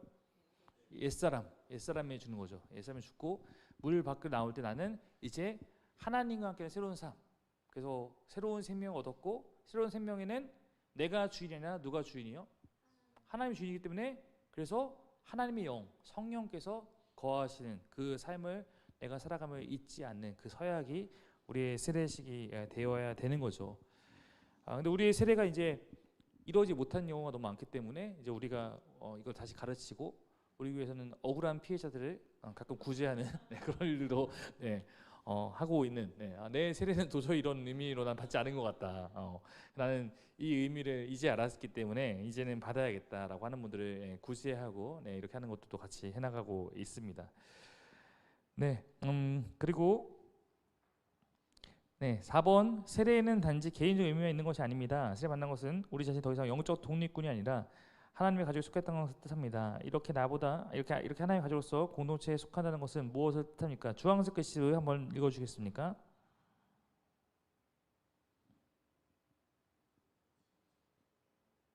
하나님의 가족이 바로 교회 공동체입니다. 우리가 교회 공동체에 속하게 되었다는 것은 단지 개념적으로 그렇게 되었다는 것이 아니라 실제로 각자 독특함과 다양성을 가지고 살아가는 형제 자매들과 한 가족이 된다는 것을 의미합니다. 기독교라는 제도적인 종교, 교회라는 어떤 조직에 속한다는 의미보다는 실제로 서로 사랑하고 이끌어주고 보호해주고 함께 싸우며 함께 꿈꾸는 사람들의 공동체 속에 속하는 것을 의미합니다. 네, 우리가 회심과 세례는 연결되기 때문에 세례를 받는 것 자체가 공동체 안에서 속해서 그 안에 축하를 함께 받는 것이고 거기에는 나보다 먼저 하나님 나라의 백성이 된 영적으로 나이는 다를 수 있겠지만 영적으로 또 형제 나보다 먼저 된 형제자매들이 있고 내가 이제는 새로운 삶으로 거듭났기 때문에 그 안에 탄생되어서 함께 지어져가고 함께 살아가는 것을 의미할 것입니다. 5번 보면 이제 세례식과 백일 잔치에 대한 어떤 것들 이거는 이제 밑에 보면 7번과도 비슷하기 때문에 같이 연결해서 나도 되고 나누고 누리기로 바로 넘어가죠. 그럼 나누고 누리기가 각각 4번 질문과 5번 질문인데요. 우리 비치 자매님과 정화 자매님이 한번 이걸 한 번씩 나누시면 좋을 것 같아요. 4번과 5번을. 앞에서 세례를 받은 개인적인 고백을 하는 것과 함께 하나님의 가족에 속한다는 의미가 있다고 말합니다. 하나님의 가족으로 공동체에 속한다는 것은 당신에게 무엇을 뜻합니까? 내가 더 이상 혼자가 아니라는 것을 뜻합니다. 특히 나는 하나님과 1대1 관계를 아주 중요하게 생각해서 그 외의 다른 인간관계에 별로 관심을 가지지 않았고 노력해야 할 대상으로 생각하지도 않았습니다. 물론 사역은 주님의 일인 열심을 냈지만 내가 누군가 가까워지고 나의 일을 그들에게 털어놓는 것이 내게는 참 무의미한 일이었습니다. 신앙생활은 당연히 외롭고 고독한 것이라고 생각했고 주님과 함께하는 광야라고 생각했습니다. 내가 공동체를 알고 공동체를 품고 그 일원이 되기 위해 노력하며 함께하기를 기뻐하면서 공동체가 있다 이것에 속했다는 것이 공동체가 있다. 이거 속했다. 이것이 검색을 못했어요. 내게는 안전 가옥을 발견한 느낌이었고 기댈 언덕이 생긴 기분이었습니다. 또한 나도 그들에게 대나무 숲이 되어주고 작은 품을 내어줘 서로가 서로에게 진짜 가족이 되어주는 것입니다. 우리는 서로가 연결된 거룩한 성전이요 주님이 우리를 통해 세상을 완성해 가신다는 것을 알게 되었습니다. 네. 세례식이 어떤 면에서 결혼식과 닮았고 또 어떤 면에서 백일잔치와 닮았습니까? 결혼하는 신부가 그렇듯 당신에게는 어떤 소망이 있습니까? 백일을 맞는 아기를 바라보는 가족들처럼 당신에게 하나님의 가족은 또 누구보다 이 가족의 아버지이신 하나님은 당신에게 어떤 기대를 하실까요? 결혼식은 사랑하는 사람들이 결혼식을 통해 사랑하는 관계를 사람들에게 알리는 것이 구원받음을 세상 사람들에게 선언하는 시간인 세례식과 닮았고 백일잔치는 100일 동안 죽지 않고 살아있음을 사람들이 기쁘게 잔치했던 것과 같이 제가 이제부터 영구적으로 자라갈 것입니다. 이제 새롭게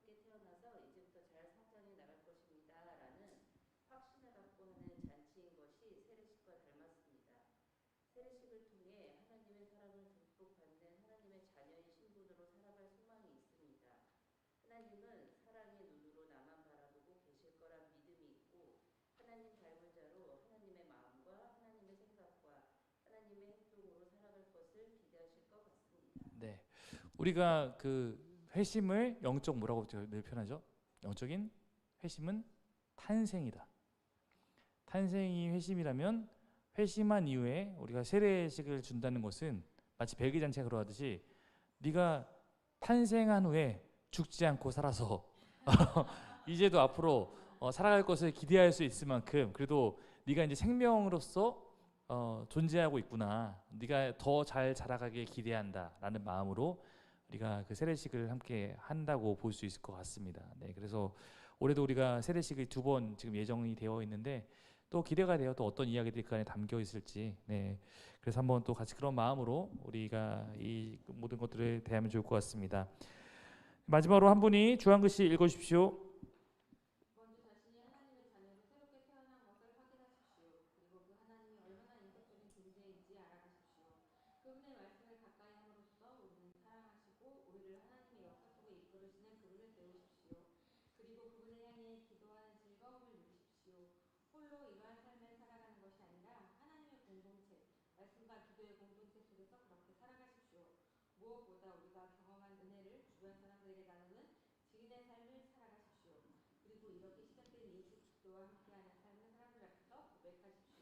네, 여기까지가 푸른색 내용이고 우리 하나님 나라의 마지막 부분 보면 세례식은 하나님과 특별한 언약을 통해 하나님에 들어가게 되었음을 우리의 신분이 변화되었음을 사람들과 공동체 하나님 앞에서 선언하는 것입니다. 그렇다면 이렇게 선명하게 출발점을 가지고 난 이후에 우리에게 필요한 것은 무엇일까요? 뭘까요? 세례식이 시작이 된다는 것은 어떤 시작을 하는 거예요? 네, 이제는 내가 회심의 고백대로 계속 그 마음을 갖고 지금 여기 말하면서 풍성한 삶을 누리는 그 삶을 지속적으로 살아간다는 것을 의미하는 거예요. 그러니까 우리에게 계속 필요한 것은 뭐냐면 지속적인 성장이라고 말할 수 있어요. 회심이 끝이 아니어야 된다. 여러분 잘 생각해 보면 우리가 지금 하나님 나라 이해하기 전에 마치 예전에 우리 교회에서 말했던 것은 마치 신앙의 목표가 구원인 것처럼 말했던 적도 있거든요. 신앙의 목표 구원이면 지금 우리랑 완전 다른 얘기하는 거죠. 신앙의 목표 구원인 사람은 그냥 구원 받는 순간 끝이야. 난 끝났어요 이미. 뭐 할 게 없어요. 그러니까 삶이 아무런 동력도 없는 거죠. 근데 아니요, 우리는 구원을 시작이라고 부르는 거죠. 내가 드디어 이제 하나님에 속해서 이제 하나님과 함께 살아갈 수 있는 시작점에 선 거니까 계속 하나님 뜻 안에서 성장하며 나를 버리고 주님을 닮아가서 주님을 닮아간 자로 하나님 나라의 완성까지 주님의 재림까지 그 신분에 걸맞는 모습으로 하나님 나라 백성답게 살아가는 것이 우리에게 주어진 삶이다. 이렇게 이해하시면 좋을 것 같습니다. 59분. 네. 네. 네, 기도하겠습니다. 네. 하나님, 2주 속성 가정인 줄 알고 좋아하고 들어왔지만 슬퍼하며 이리 갈았던 하나님 이들을 주님께서 2주 동안 지켜주셔서 또 우리가 풍삼천의 내용을 좀 빠르지만 함께 볼 수 있도록 서로 애쓸 수 있도록 하시니 감사를 드립니다. 정말 이것이 시작이 되어서 우리가 이걸 끝냈다는 것이 아니라 내가 풍삼천의 가정을 더욱더 복습하고 또 이제 따름이가 생길 것을 내가 준비하면서 하나님 이 내용을 내가 내 삶으로 잘 담아내고 그로 말미암아 더욱더 주님과의 깊은 인격적 관계에 풍성한 삶을 맛볼 수 있도록 주여 인도하여 주옵소서. 감사합니다. 예수 이름으로 기도드립니다. 네, 수고하셨습니다.